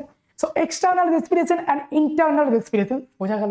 এই এক্সটার্নাল রেসপিরেশনের ক্ষেত্রেই আমরা দুটো আরো ডিভাইড করবো, সেটা হচ্ছে ইনহেলেশন অ্যান্ড এক্সহেলেশন। ইনহেলেশন অ্যান্ড এক্সহেলেশন আমরা এক্সটার্নালের মধ্যে পড়বো, কেননা it's a personal matter, it's a internal matter. আমরা এর ভেতরে ঢুকতে যাবো না, কারণ ওটা ওদের নিজস্ব ম্যাটার। সেল আর টিস্যুর মধ্যে ওটা, অ্যান্ড ব্লাড ভেসেলের মধ্যে, ওটাতে আমরা ভেতরে ঢুকতে যাবো না। আমরা এইটুকু নিয়ে আলোচনা করবো। আর এটাকে কি বলবো? External respiration. এই এক্সটার্নাল রেসপিরেশনকে আমরা আর দুভাবে ভাগ করবো, সেটা হচ্ছে ইনহেলেশন আর একটা হচ্ছে এক্সহেলেশন। কারণ এইখানে যখন CO2 চলে এলো, সেই CO2 কে তো বের করতে হবে আমাকে। সেই CO2 কে বের করার জন্য আমাকে কি করতে হবে? এক্সহেলেশন করতে হবে। আর O2 কে আমার বাইরের থেকে নেওয়ার জন্য আমাকে ইনহেলেশন করতে হবে। সেটা আমরা নেক্সট কোশ্চেনে আলোচনা করে নেব। চলো এটার উত্তর দিয়ে দাও। সবকিছু বুঝে গেছো, উত্তর তোমরা দেবে। Exchange of gases between the blood and lungs. Question ভালোভাবে পড়ো, বোঝো, কনসেপ্ট সামনে দেওয়া আছে, দেখে উত্তর দিয়ে দাও। দুটোকে কাট অফ করো আগে, যেটাকে কাট অফ করার ইচ্ছে করে দাও। সেটা হচ্ছে অক্সিজেনেশন। অক্সিজেনেশন মানে কি? অক্সিজেনেশন মানে কি? কোনো জিনিসকে অক্সিডাইজ করা, এটা তো উত্তর না। এক্সক্রেশন, আমি কিছু এক্সক্রেট করছি, একদমই না। দুটো কাট। এবার দুটোর মধ্যে কনফিউশন, একটা এক্সটার্নাল রেসপিরেশন, একটা ইন্টারনাল রেসপিরেশন। এক্সটার্নাল বলতে কি বললাম? এক্সটার্নাল মানে আমি সেটাকে বুঝে নেব। ইন্টারনাল মানে ওদের নিজের ব্যাপার, ওটাকে আমি ভেতর দিকে যাবো না। So exchange of gases between the blood and lungs. It's an external matter. এটাতে আমি ঢুকতে পারি। So উত্তর is answer is B. It's an external respiration. It's not internal respiration. বোঝাতে পারলাম? চলো next question. Which of the following part of respiratory system is the site of external respiration? কিছু বলার আছে? উত্তর দিয়ে দাও, তাড়াতাড়ি উত্তর চাই। কি বলছে? Which of the following part in respiratory systems is the site for external respiration. External রেসপিরেশনের জন্য আমার কোন পার্টকে দরকার? উত্তর জানোই তোমরা, ব্রঙ্কিওল। ব্রঙ্কিওলের সাথে কি ব্লাড ভেসেলের কোনো আদান প্রদান হয়? CO2 O2 নেওয়া নেই হয়? ব্রঙ্কিওলের সাথে হয় না, কারণ ব্রঙ্কিওল অনেকটা উপরে আছে, কারণ সেখানে আবার ডেড পোর্শন আছে। টার্মিনাল প্লাস তোমার ইনিশিয়াল ব্রঙ্কিওল, সেটা আবার ডেড পোর্শন। সুতরাং এখানে তো কোনো এক্সচেঞ্জের কোনো কোশ্চেনই আসছে না। তাহলে এক্সচেঞ্জ কোথায় হয়? আমরা দুটো ইউনিটে ভাগ করেছিলাম, একটা হচ্ছে কন্ডাক্টিং ইউনিট, আরেকটা হচ্ছে রেসপিরেটরি ইউনিট। গ্যাস এক্সচেঞ্জ কোথায় হয়? গ্যাস এক্সচেঞ্জ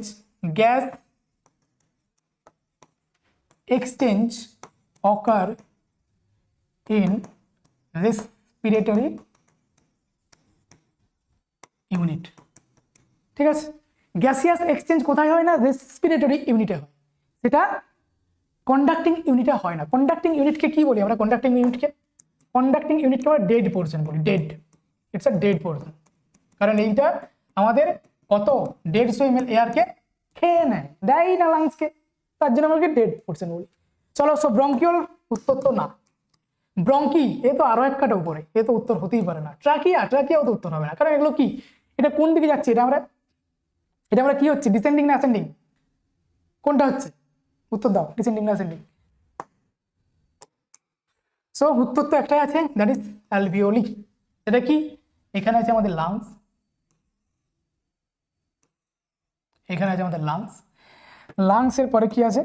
লাংসের পরে আছে আমাদের, এখানে আছে আমাদের ব্লাড ভেসেল। এই ব্লাড ভেসেলের পরে আমাদের কি আছে? এখানে টিস্যু আছে বা সেল আছে। এখানে কি আছে? সেল আছে। এটা কি? লাংস। আর এটা হচ্ছে ব্লাড। এখানে কি আছে?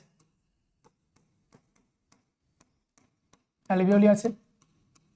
এই অ্যালভিওলি আর এটার মধ্যে যখন হচ্ছে, সেটাকে কি বলছি আমরা? এক্সটার্নাল রেসপিরেশন, আর ব্লাডের সঙ্গে টিস্যু যেটা হচ্ছে সেটাকে কি বলছি আমরা ইন্টারনাল রেসপিরেশন। ব্যাস হয়ে গেল, আর তো কিছু নেই, সূত্র পেয়ে গেছে। চলো next question, during internal respiration gas exchange occur between. During internal respiration gas exchange occur between. Internal respiration আমি দুবার বুঝিয়ে দিয়েছি, প্রথমে একবার ভালোভাবে, তারপরে একবার আগের কোশ্চেনেও বুঝিয়ে দিয়েছি। এটার উত্তর অন্তত দাও, তাহলেই হবে। চলো আগে কাট অফ করি, উত্তর এতক্ষণ তোমরা সবাই দিয়ে দিয়েছো, আমি এবারে বলি। Between the lungs and environment. Between the lungs and এনভায়রনমেন্টের সাথে কানেকশন? লাংসের সাথে এনভায়রনমেন্টের কোনো কানেকশন হয় না, একদমই না। Between the blood vessels and tissue. Between the heart and lungs. Heart and lungs, তার সাথেও আরো একটা যদি ভালো ওয়ার্ড হতো সেটা হচ্ছে ব্লাড ভেসেল। ব্লাড ভেসেলের সাথে লাংস, ঠিক। সুতরাং এটা উত্তর দেবো না। অল অফ দ্য অ্যাবভ, যেহেতু দুটো কাটছে তো অল অফ দ্য অ্যাবভ কিভাবে হবে? তো it's between the blood vessel and tissue. কেন? কারণ একটু আগেই বললাম এই যে ব্লাড, এটা সেল বা টিস্যু, আমি বললাম সেল বা টিস্যু। এই সেল টিস্যু আর এইটুকুর মধ্যে যে আদান প্রদান হচ্ছে সেটা, সেই জায়গাটা আমি কি বলবো? Internal respiration. It's a personal matter. আচ্ছা, which condition is responsible for inspiration. এইবারে ভালো একটা পয়েন্ট আছে এখানে, খুব সুন্দর একটা কনসেপ্ট আছে এখানে, যে ইন্সপিরেশন কেন নিচ্ছি আমরা, কেন আমরা এয়ারটাকে বাইরের থেকে আমরা এয়ারকে আমরা যে নিচ্ছি, কিভাবে নিচ্ছি, সেটা কি কোনো মেকানিজম আছে? অবশ্যই আছে। আমি কে বলেছিল যে তুমি নিঃশ্বাস নিলেই তোমার কাছে ওটু চলে গেল, তাহলে তুমি যখন নিঃশ্বাস নিচ্ছিলে তখন তোমার এই যে রিবস কেজ কেন সামনের দিকে গেল, কেন ডায়াফ্রাম নিচের দিকে গেল? না গেলে কি হতো? তুমি যে নিঃশ্বাস বা প্রশ্বাস ইনহেলেশন তুমি যখন করছো, তখন এই যে নিলাম, রিবস ডিস্টেন্ডেড সামনের দিকে চলে গেল, অ্যান্ড ডায়াফ্রাম নিচের দিকে 1 to 10 সেন্টিমিটার চলে গেল। কেন? এটা নিশ্চয়ই তাহলে একটা মেকানিজম আছে। মেকানিজমটা কোত্থেকে এসছে? সেটা হচ্ছে ফিজিক্সের ল থেকে এসছে। সেটা কি? সেটা আমাদেরকে ফিজিক্সের ল সম্পর্কে জানতে হবে প্রথমে। সেটা কি? ফিজিক্সের দুটো ল আমরা জানবো। একটা ল গ্যাসের ক্ষেত্রে, গ্যাস কোন দিক দিয়ে কোন জায়গাতে যাবে, সেটা হচ্ছে gas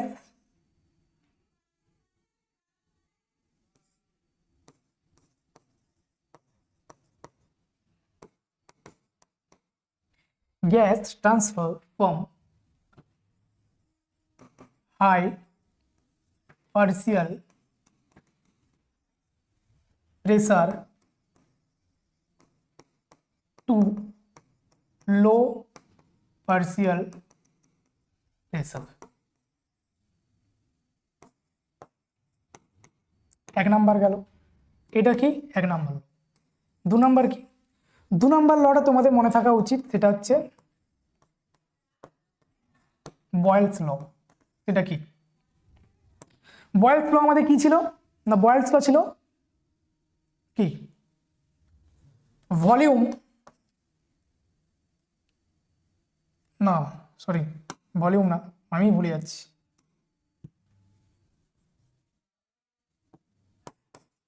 pressure is inversely proportionate to volume, volume inversely proportionate to pressure. যাই হোক, এমনি কিছু একটা হবে, মনে নেই অতটা, এইটুকু দিয়ে কাজ চালাও। Pressure is inversely proportional to volume বললাম।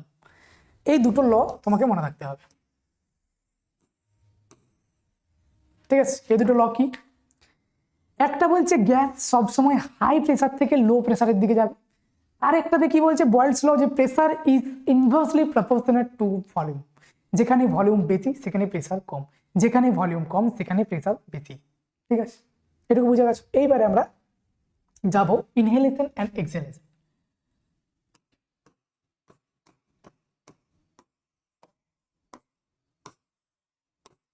ঠিক আছে, এটা হচ্ছে লাংস।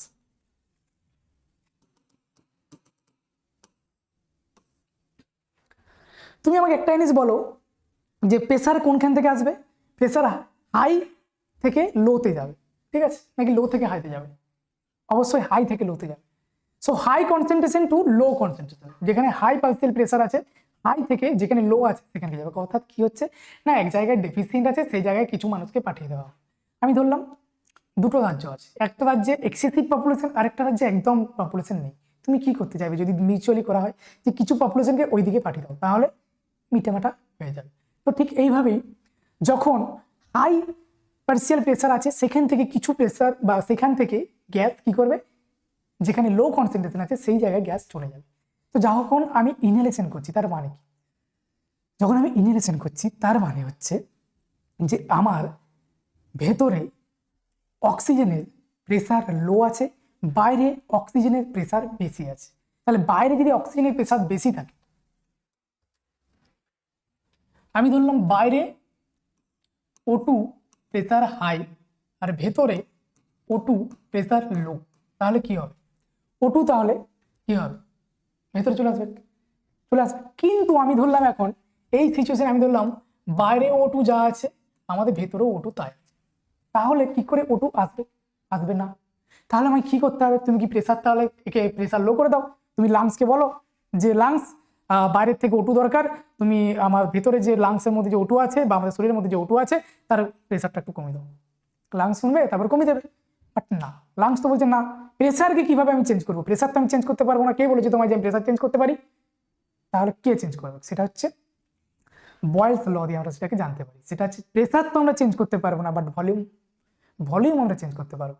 যদি আমি ভলিউমটা বেশি করে দিই তাহলে কি হয়ে যাবে, ভলিউম যদি বেশি হয় তাহলে প্রেসার কমে যাবে। ভালোভাবে বুঝে নাও, খুব ইম্পর্টেন্ট, সারা জীবনেও কোনো কোনো উত্তর তুমি না দেওয়া হবে না যদি এই কনসেপ্ট মাথায় ঢুকে যায়। সেটা কি, যে লাংস বলছে প্রেসার তো আমি চেঞ্জ করতে পারবো না boss, but I can change my volume, আমি ভলিউম চেঞ্জ করতে পারবো। তো আমি যদি ভলিউমকে যদি বাড়িয়ে দিই তাহলে প্রেসার কি হয়ে যাবে, লো হয়ে যাবে। আর আলটিমেটলি আমাকে কি করতে হবে, যে বাইরে O2 প্রেসারকে বাড়াতে হবে, ভেতরে O2 প্রেসারকে কমাতে হবে। এটাই আমাদের মেন আলটিমেট ডিসিশন, এটাই আমাদেরকে করতে হবে। তো এইটা আমি তখনই করতে পারবো যখন আমি ভলিউমকে বাড়িয়ে দেবো। ভলিউমকে আমি কিভাবে বাড়াবো, সেটা হচ্ছে আমি দু জায়গায় ফোন করলাম। একটা হচ্ছে আমার যে রিবস আছে, এক্সটার্নাল ইন্টারকস্টাল মাসেল আছে আর ডায়াফ্রাম আছে, আমি এদেরকে ফোন করে বললাম যে আপনারা একটু বুঝুন, এক্সপেন্ড করতে হবে, তো আপনারা একটু সরিয়ে যদি যান তাহলে আমার জায়গাটা একটু বড় হবে। তো ঠিক আছে, ডায়াফ্রামও বললো ঠিক আছে। ডায়াফ্রাম কি বলছে, এখানে আছে ডায়াফ্রাম, ডায়াফ্রাম বলছে আমি এক কাজ করছি 1 to 10 সেন্টিমিটার আমি নিচ দিকে চলে যাচ্ছি। বাস, লাংস বিরাট খুশি, বলছে ঠিক আছে তুমি 10 সেন্টিমিটার নিচে চলে যাও, অনেকটা জায়গা হয়ে গেলাম, তোমার জন্যই আমি বেশি পেলাম। সেটা হচ্ছে 75% স্পেস কে তৈরি করে দিয়েছে, সেটা হচ্ছে ডায়াফ্রামই তৈরি করে দিয়েছে। আর 25% তাহলে কে করবে, সেটা হচ্ছে রিবস আর এক্সটার্নাল ইন্টারকস্টাল মাসেল। রিবসকে কে কন্ট্রোল করবে, কি external intercostal muscle. External intercostal মাসেলকে আমি ফোন করে বললাম যে স্যার দেখুন একটু আপনি যদি দেখেন তাহলে 25% মাত্র বাকি আছে, ওটাও তাহলে হয়ে যাবে। এগুলো কিন্তু সব কোশ্চেন, 75% মিনস এটা শুধুমাত্র এমনি লিখলাম না, সব লিখে নিয়ে এগুলো। সো 25% ছাড়া বাকি আছে, 25% স্যার বাকি আছে, ঠিক আছে 25% এক্সটার্নাল ইন্টারকস্টাল মাসেল বলছে আমি তো আছি বস, টেনশন কি আছে, ঠিক আছে 25% বাড়াও। আমি এক কাজ করছি, আমি রিবসকে সামনের দিকে টেনে নিচ্ছি, তাহলে তোমার জায়গা একটু বেড়ে যাবে। ঠিক আছে, লাংস আরো খুশি। তো রিবস, এবার আমি এখানে দেখাতে পাচ্ছি না, আমি লিখে দিচ্ছি ribs going to forward movement,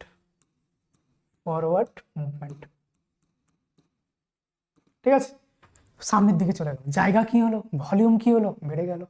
volume যেহেতু বেড়ে গেল তাহলে O2 যে প্রেসার ছিল সেটা কি হলো, কমে গেল। যদি O2 প্রেসার কমে যায় তাহলে আমরা কি হবে, জায়গা বেড়ে গেল, ইনহেলেশন হয়ে গেল। সো ইনহেলেশন ঠিক এই কারণে হয়। কেন হয়, আমরা ভলিউমটাকে বাড়িয়ে দিই, কিভাবে বাড়াই, ডায়াফ্রামকে কমিয়ে দিলাম, এক্সটার্নাল ইন্টারকস্টাল মাসেলকে আমরা বললাম যে তুমি আরো জায়গা দাও, তারপরে 25% দিয়ে দিল রিবস, দ্যাট ইজ 25%। এইভাবে দেওয়ার পরে লাংস এক্সপেন্ড হয়ে গেল। এক্সপেন্ড হওয়ার পর কি হলো, O2 আমাদের লাংসে এন্ট্রি নিয়ে দিল। এইখান থেকে O2 আবার যে কলেজ কোথায় যাবে, টিস্যুতে যাবে, দেন সেলে যাবে, দেন সেল থেকে কি তৈরি হবে, এটিপি তৈরি হবে, এনার্জি। কারণ অক্সিডাইজড মেটাবলিজম আমরা জানি মাইটোকন্ড্রিয়া এন্ড সাইটোজোলে হয়, অ্যানারোবিক অ্যান্ড অ্যারোবিক রেসপিরেশনের মাধ্যমে আমাদের এটিপি তৈরি হয়। এটিপি যদি না তৈরি হয় তাহলে কি আমরা পাবো, এনার্জি পাবো না, পাবো না, আমরা কি হবো, মারা যাবো, উইকনেস, ফ্যাটিক, ওরা মারা যাবে আলটিমেটলি যদি এনার্জি তৈরি না হয়। তাহলে O2 কিন্তু আমাদের দরকার। তো O2কে কিভাবে নিয়ে আসা যাবে এখানে, ঠিক এই মেকানিজমের মাধ্যমেই। সেখানে দুটো ফিজিক্সের ল আমাদের কাজ করে গেছে, সেটা হচ্ছে বয়েলসের law, that is pressure is inversely proportional to volume and gas transfer from high partial pressure to low partial pressure. ঠিক আছে, এইবারে ঠিক উল্টো দিকে আরেকটা জিনিসও করতে হবে, এক্সেলেশন। ব্যাপার সেম। এক্সেলেশনে কি হচ্ছে, এক্সেলেশন আর ইনহেলেশন, কোনটা অ্যাক্টিভ প্রসেস কোনটা প্যাসিভ প্রসেস, উত্তর তুমি দেবে। Acceleration and inhalation. ইনহেলেশন আমরা দেখলাম ইনহেলেশন, ইনহেলেশন আর একটা হচ্ছে কি এক্সহেলেশন।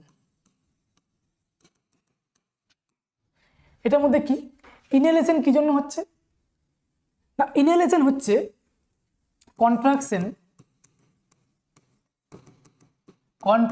of external intercostal muscle EICM and diaphragm and exhalation কি হচ্ছে, exhalation কি হচ্ছে, exhalation নর্মাল যখন exhalation করছি তখন কোনো মাসেল কাজ করছে না, it is a passive process, it is a passive process in normal condition, it is a passive process because এই যে কন্ট্রাকশন হয়েছিল এই মাসেলটা এখানে কি হবে, রিল্যাক্স হয়ে যাবে। ঠিক আছে, এটাই কি হয়ে যাবে, রিল্যাক্স হয়ে যাবে। বাট এবারে আচ্ছা এক্সহেলেশনের সময় কি হচ্ছিল, তখন এক্সহেলেশনের সময় কি হচ্ছে, তাহলে এটা কি হবে, এক্সহেলেশনে যদি আমি এইটা প্রেসারটাকে যদি আমি এবারে কি করছি, আমার জায়গাটা কি হলো, ভলিউম কমে গেল, প্রেসার কি হলো, হাই হয়ে গেল। প্রেসার কিসের প্রেসার হাই হয়ে গেল, CO2 প্রেসার হাই হয়ে গেল। CO2 প্রেসার যদি হাই হয়ে যায়, বাইরে কি আছে, CO2 প্রেসার কম আছে, এক্সহেলেশনের মাধ্যমে কি হবে, কি বেরোবে, CO2 বেরিয়ে যাবে। কারণ ভলিউমটা কি হলো, ইনহেলেশনে বেড়েছিল, এক্সহেলেশনে কমে গেল, কমে গেল মানে কি প্রেসার বেড়ে গেল, কমে গেল মানে প্রেসার কি বেড়ে গেল। কোন প্রেসার বাড়লো, CO2 যদি বেড়ে যায় তাহলে কি হবে, বেরিয়ে যাবে। সেটা কি, এটা কি ওটা বলে। চলো তাহলে এক্সহেলেশন। এইবারে কথা হচ্ছে ইনহেলেশনে আমি এই মাসেলটা ইউজ হয় আর এক্সহেলেশনে কোনো মাসেল ইউজই হয় না, কারণ it's a passive process. But আমি যদি এবারে ফোর্সফুল যদি ইনহেলেশন করি during forceful inhalation, during forceful inhalation and exhalation same to same. এখানে কি হয়, ডিউরিং ফোর্সফুল ইনহেলেশনে কোন কোন মাসেলগুলো আমাদের কাজ করে, তুমি ইনহেলেশন ডিপলি নাও, তুমি নিজেই বলতে পারবে কোন কোন মাসেল, শুধু নামটা জানতে হবে, আর কিছু না। আমি নিলাম, আমার দুটো মাসেল তো হলোই, contraction of the EICM that is external intercostal muscle, আর হচ্ছে ডায়াফ্রাম। আর কি দেখো এই জায়গাতে যে মাসেলটা আমাদের এই ঠিক এই মাসেলটা দ্যাট ইজ, এটা কি দেখো এইখানে হচ্ছে স্টার্নাম আছে, তো স্টার্নামের সাথেও লিঙ্ক আছে স্টার্নাম। তারপরে কি এখানে আছে ক্লেভিকেল, সো ক্লেভিকেলের সাথেও লিঙ্ক আছে, সুতরাং এটার নাম কি হলো স্টার্নো ক্লেভিকেল। তারপরে কি আছে এইখানে কোথায় যে শেষ হচ্ছে মাস্টয়েড, সো ইটস আ মাসেলটার নাম কি হবে, এই মাসেলটার নাম হবে স্টার্নো ক্লেইডো মাস্টয়েড মাসেল, স্টার্নো ক্লেইডো মাস্টয়েড মাসেল। আর কি মাসেল আছে, একটা হলো স্টার্নোক্লেইডো মাস্টার মাসেল। যদি নাও তুমি দেখো এইখানে যে মাসেল আছে আমাদের pectoralis major, so accessory muscle, এগুলো কি মাসেল সব, during forceful inhalation and during forceful expiration, expiration তখন যে মাসেলগুলো ইউজ করা হয় সেগুলো, সেই সব মাসেলকে কি মাসেল বলা হয়, এক্সেসরি মাসেল। ঠিক আছে, আমি লিখেই দিচ্ছি তোমাদের ইচ্ছা, এগুলো কি এক্সেসরি মাসেল। ঠিক আছে, চলো আর কি কি হতে পারে, একটা হচ্ছে স্টার্নোক্লেইডোমাস্টয়েড, একটা হচ্ছে পেক্টোরালিস মেজর। আর কি হতে পারে, আর কোথায় আছে, এইখানে যদি আমি নিঃশ্বাস নিই, এই যে দুটো মাসেল এটাকেও তো, এটা এখানেও তো একটা টান পড়ছে তাই না, সেটাকে কি বলে ট্রাপিজিয়াস মাসেল। আরো একটা মাসেল আছে, সেটা হচ্ছে সেকেন্ড দুটো রিবস যখন আমি এক্সটেন্সিভলি নিচ্ছি তখন সেকেন্ড দুটো রিবসের যে মাসেল সেটা কি মাসেল বলা হয়? Scaling muscle. সেটা কি মাসেল বলা হয়? Scaling, SCALENE, scaling muscle. ঠিক আছে, এই স্কেলিন মাসেল। সো টোটাল 4টা এক্সেসরি মাসেল আমাদের ফোর্সফুল ইনহেলেশনের ক্ষেত্রে কাজ করছে। ঠিক আছে, যখন আমরা ফোর্সফুল ইনহেলেশন করছি তখন 4টা এক্সেসরি মাসেল কাজ করছে। আচ্ছা, এক্সহেলেশনের মাধ্যমে কোন কোন মাসেলগুলো কাজ করছে সেটা হচ্ছে এইখানে দেখো, এটা ইন নর্মাল কন্ডিশন। এটা কি in normal condition? In normal condition. So এটাকে কি বলেছিলাম? EICM, that is external intercostal muscle. আর এইখানে কি হবে সেটা internal intercostal muscle. Internal intercostal muscle is the accessory muscle for the expiration, that is forceful expiration. Forceful যখন expiration করব তখন আমার ইন্টারনাল ইন্টারকস্টাল মাসেল কি করবে? জায়গাটাকে আরো ছোট করবে, তাহলে প্রেসার আরো বেশি হবে, আরো এয়ারটাকে বাইরে বের করতে পারবো। তো ইন্টারনাল ইন্টারকস্টাল মাসেল। আর একটা হচ্ছে অ্যাবডোমিনাল মাসেল। তুমি জোর করে এক্সপিরেশন করো, দেখো অ্যাবডোমিনে চাপ পড়বে, that is abdominal muscle. Abdominal muscle. তাহলে তোমাদের যদি এখন কোশ্চেন করে কেউ যে during forceful inhalation what is the give the name of two muscle which is accessory muscle, তুমি 4টে জানো সেখানে: sternocleidomastoid, pectoralis major, trapezius muscles and scalene muscle. এগুলো কি সব এক্সেসরি ডিউরিং ফোর্সফুল ইনহেলেশন। আর যদি তোমাকে বলা হয় এক্সহেলেশনের মাধ্যমে তুমি নর্মালি এক্সহেলেশনের জন্য যে নর্মাল যে মাসেল দরকার সেগুলো কি না? There is no any muscle, just only relaxation of the contraction of EICM, that is external intercostal muscles and diaphragm muscle. ঠিক আছে, diaphragm is a type of muscle and so এগুলো কি? এগুলো জাস্ট রিল্যাক্সেশনের জন্য তোমার এক্সহেলেশন হচ্ছে। So exhalation is a passive process, inhalation is a active process. So inhalation is a active process, exhalation is a passive process. So যখন কোনো active কোনো একটা কাজ করতে হবে তখন তুমি কি ইউজ করতে হবে? সেখানে তুমি যেটা গেইন করেছিলে সেটাই তোমাকে ইউজ করতে হবে, that is ATP, adenosine triphosphate. ATP তোমাকে এনার্জি লস করতে হবে, এনার্জি পাওয়ার জন্য, O2 পাওয়ার জন্য তোমাকে এনার্জি দিতে হবে। ATP তোমার একটা নোট দেওয়া দেবে। তোমার যদি বডির মধ্যে যদি কোনো টাকা পয়সার যদি কোনো ব্যাপার হতো তাহলে ATP কে আমরা নোট বলতাম যে ATP দুটো ATP দাও, এটা নিয়ে নাও, O2 নিয়ে নাও, 4টে ATP দাও, গ্লুকোজ নিয়ে নাও, 5টে ATP দাও, 6টা প্রোটিন নিয়ে নাও। ঠিক এইভাবে লেনদেন হতো তখন। ঠিক আছে, actually it's a deal, it's a business. সব জায়গায় বিজনেস, ভিতরেও চলছে বাইরেও চলছে। আর কি? আচ্ছা, আর যেটা বললাম যে ডিউরিং ফোর্সফুল এক্সহেলেশন কোন মাসেলগুলো ইউজ করা হয় সেটা internal intercostal muscle and abdominal muscle. ঠিক আছে, আর কিছু এখানে বলার নেই। কোশ্চেন কি ছিল আমাদের? Which condition is responsible for inspiration? বলো, which condition is responsible for inspiration? Dilation of the intercostal muscle, inhalation বলা হয়েছে, তাই তো? Inspiration mean inhalation. Inhalation is a active process, it's not a passive process.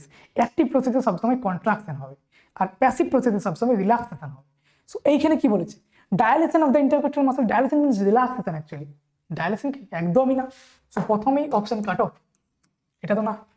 Contraction of the intercostal muscle, contraction of the diaphragm, both contraction of the intercostal muscle and contraction of the diaphragm. বোঝো, তোমাকে যেটা শেখানো হচ্ছে তার মানে সেটার কোনো একটা কারণ আছে, তার জন্য আমি এইভাবে সব কিছু শেখাচ্ছি। কেন শেখাচ্ছি? এই ব্যাপারটা উত্তর এমনি এসেছে। তুমি ধরো শুধু উত্তরটার জন্য অপেক্ষায় ছিলে, তুমি যখনই দেখবে contraction of the intercostal muscle, yes contraction of the intercostal muscle, তুমি তারপর যখন আবার সিতে দেখবে যে contraction of the diaphragm, yes contraction of the diaphragm, তুমি কনফিউজড হয়ে যাবে।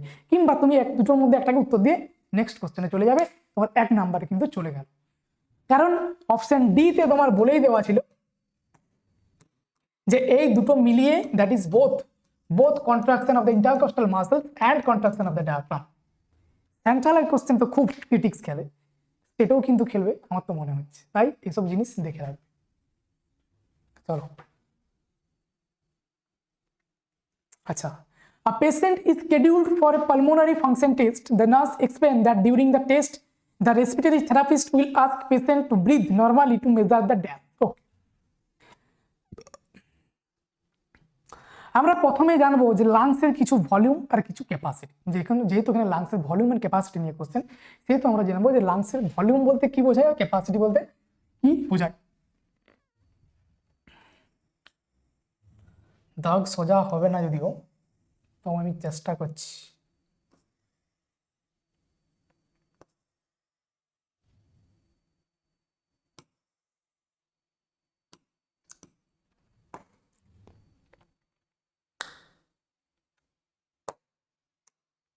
আমি যখন বলে দিচ্ছি এখানে, আমি যখন আপে যাব দ্যাট মিনস ইন্সপিরেশন,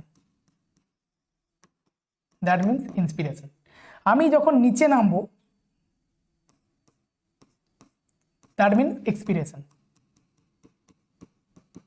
এক্সপিরেশন। ঠিক আছে, আমি যখন উপরে যাচ্ছি তার মানে সেটা ইন্সপিরেশন, আমি যখন নিচে আসছি তখন সেটা এক্সপিরেশন। ঠিক আছে, আমরা যখন উপর নিচ করছি মানে during inspiration and during experience, that is normal. In rest condition, in resting people, in resting person.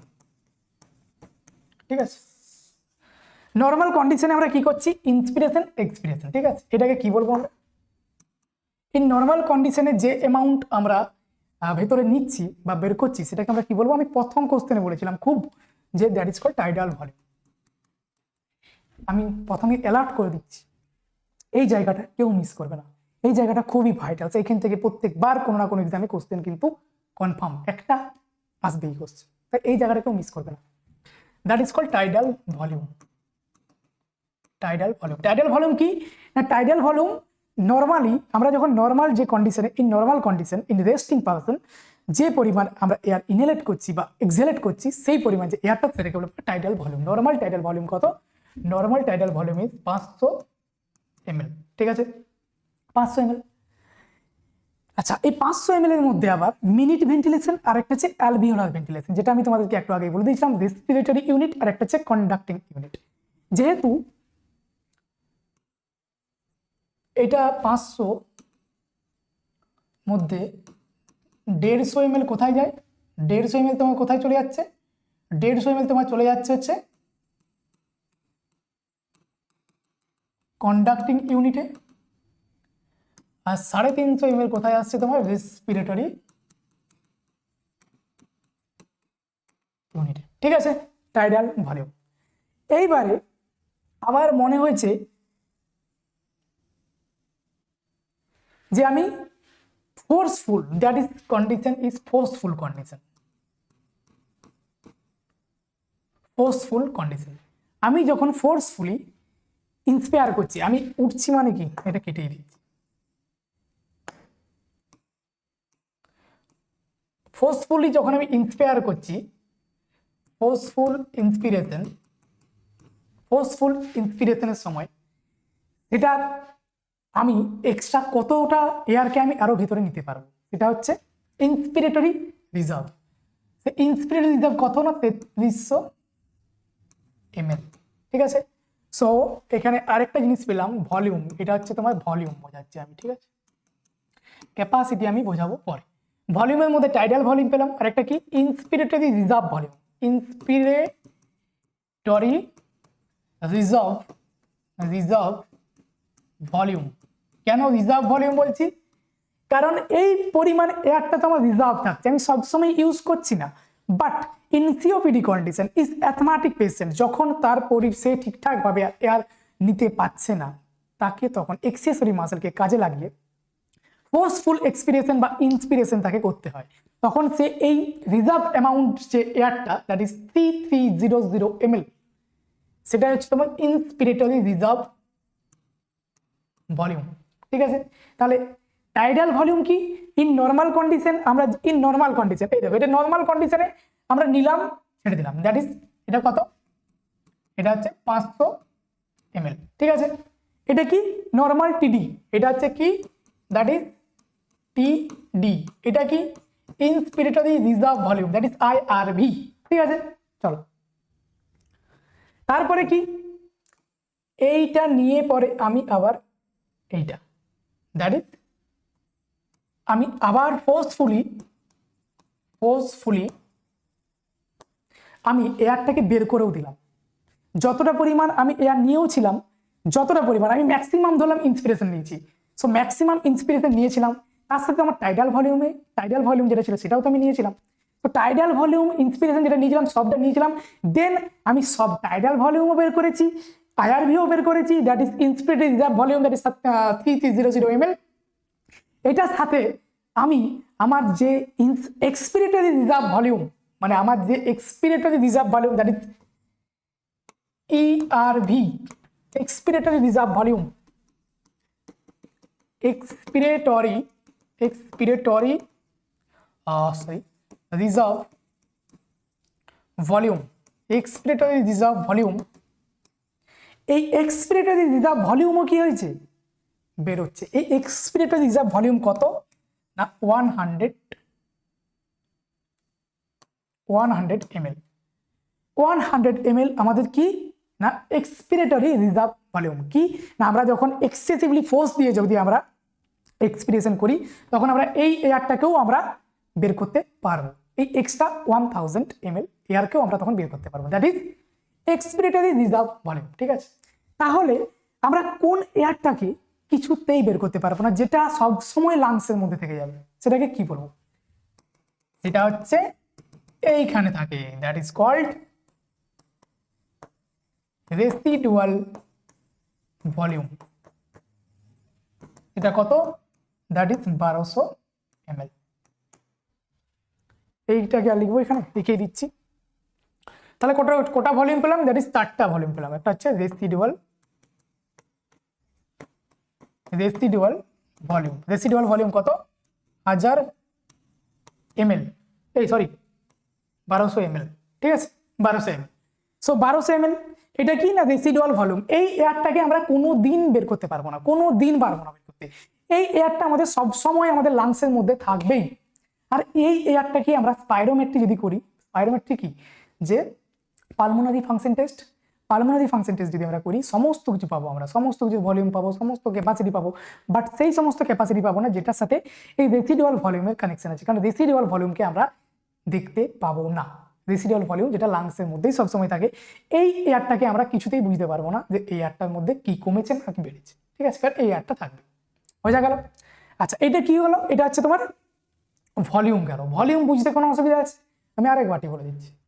Tidal volume কি, tidal volume in normal condition, একটা পেশেন্ট এসছে in normal condition, say resting person একজন, সে ইনহেলেট করলো, এক্সহেলেট করলো, সে কত পরিমাণ air নিল and কত পরিমাণ এয়ার বের করলো, সেটা হচ্ছে 500 ml, 500 ml এয়ার। সেটাকে কি বলবো আমরা, টাইডাল ভলিউম। টাইডাল ভলিউম কি নর্মাল কন্ডিশনে এক্সপিরেশন ইন্সপিরেশনের জন্য যে এয়ারটা আমরা আদান প্রদান করছি সেটা হচ্ছে তোমার টাইডাল ভলিউম। তারপরে কি ইন্সপিরেটরি রিজার্ভ ভলিউম। ইন্সপিরেটরি রিজার্ভ ভলিউম মানে ইন্সপিরেশনের জন্য, এক্সট্রা ফোর্সফুল ইন্সপিরেশনের জন্য যে পরিমাণে একটা রিজার্ভ করা ছিল সেটাকে বলবো আমরা inspiratory reserve volume, that is 330 ml। ঠিক আছে, এক্সপিরেটরি রিজার্ভ ভলিউম কি, আমি যদি জোর করে আমি আরো এয়ারকে বের করতে চাই, যে আমার মধ্যে আরো এয়ার থেকে গেছে, আমি আরো এয়ারকে বের করতে চাইছি, that is called expiratory reserve volume. সেটা কত 1000 ml। ঠিক আছে, যদি জোর করে বের করতে চাই। আর কি, সেটা হচ্ছে রেসিডুয়াল ভলিউম। রেসিডুয়াল ভলিউম কি না সবসময় যেটা লাংসের কাছে থাকে সেটা হচ্ছে রেসিডুয়াল ভলিউম। সেটা কত, এইটা হচ্ছে তোমার আরবি, দ্যাট ইজ কল্ড আরবি। এটা কত না 1200 ml। বোঝা গেল? আর কিচ্ছু নেই। এবারে চলো ক্যাপাসিটি কি বুঝে নি একটু। কটা ভলিউম পেয়েছিলাম আমরা, 4টা। ক্যাপাসিটি কটা পাবো, 4টা। 4টা ক্যাপাসিটি। কি কি, হোয়াট ইজ ক্যাপাসিটি, আগে এইটুকু জেনে নিই যে ক্যাপাসিটি কি।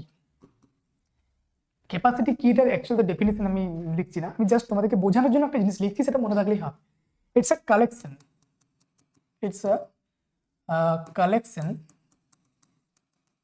It's a collection of many volumes. It's a collection of many volumes. Many, not just one or two.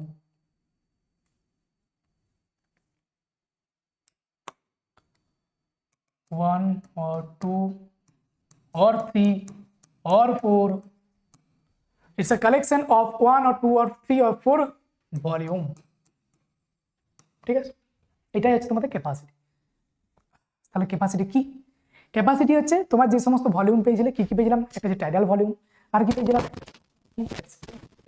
Volume, আরেকটা কি এক্সপিরেটরি রিজার্ভ ভলিউম, আরেকটা কি রেসিডুয়াল ভলিউম। তাহলে এই চারটা ভলিউমকে যদি আমরা একটার সাথে আরেকটা যদি কালেক্ট করি তাহলে আমরা ক্যাপাসিটি পাবো। সো আমরা এবার ক্যাপাসিটি দেখবো, সেটা হচ্ছে ইন্সপিরেটরি ক্যাপাসিটি। এক নম্বরে ইন্সপিরেটরি ক্যাপাসিটি। ইন্সপিরেটরি ক্যাপাসিটি কি না, ইন্সপিরেটরি ক্যাপাসিটি মানে হচ্ছে আমি যে এয়ারটা নর্মালি নিচ্ছি তার সাথে আমি আরো কি কিছু নিতে পারি, ইয়াস নিতে পারি। সেটা কি নিতে পারি, সেটা হচ্ছে আমি কি নিতে পারি, সেটা হচ্ছে আমি আইআরভি নিতে পারি, যেটা হচ্ছে ইন্সপিরেটরি রিজার্ভ ভলিউম। সো এটা কি, ইটস এ কালেকশন অফ টিডি প্লাস আইআরভি। যদি জয়েন করি কত হবে এটা, 500 প্লাস 33 500 প্লাস 3300, তাহলে কত হবে দেখে নিও, এটা আমি জয়েন করছি না।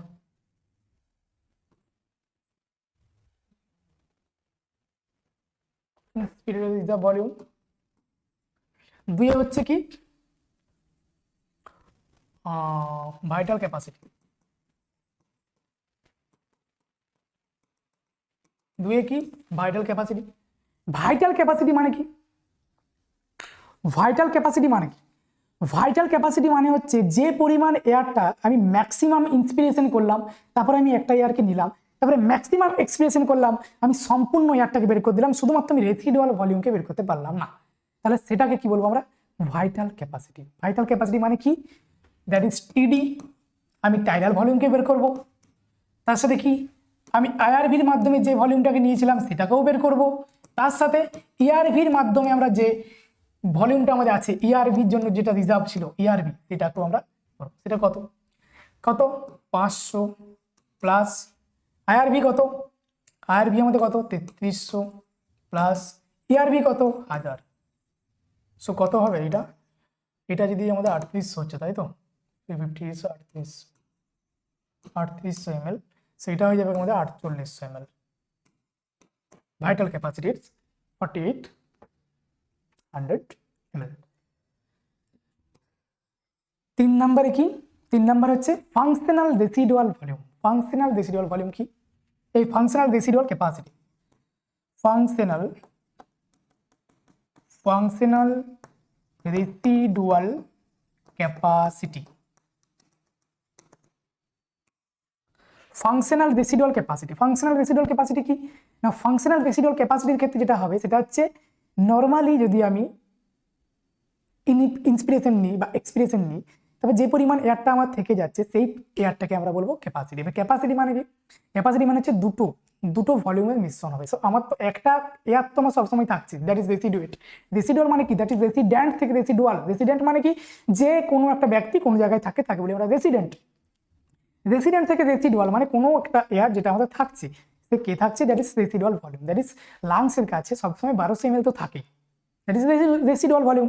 আরও একটা অ্যামাউন্ট এয়ার যেটা রিজার্ভ থাকে সেটা কি, এক্সপিরেটরি রিজার্ভ ভলিউম। কারণ আমি এক্সপিরেশন করছি না, আমি ফোর্সফুল যদি এক্সপিরেশন না করি তাহলে কি সেটা বেরিয়ে যাবে, বেরোবে না, আমার ইচ্ছে আমি বের করবো না, আমি রাখবো। সো দুটো, দ্যাট ইজ কি থাকতে পারে, একটা হচ্ছে রেসিডুয়াল ভলিউম, সে তো থাকবেই, আরেকটা হচ্ছে ইআরভি। ইআরভি আমার মন নেই, আমি ফোর্সলি আমি এক্সপিরেশন করবো না, তাহলে ইআরভিও থাকবে।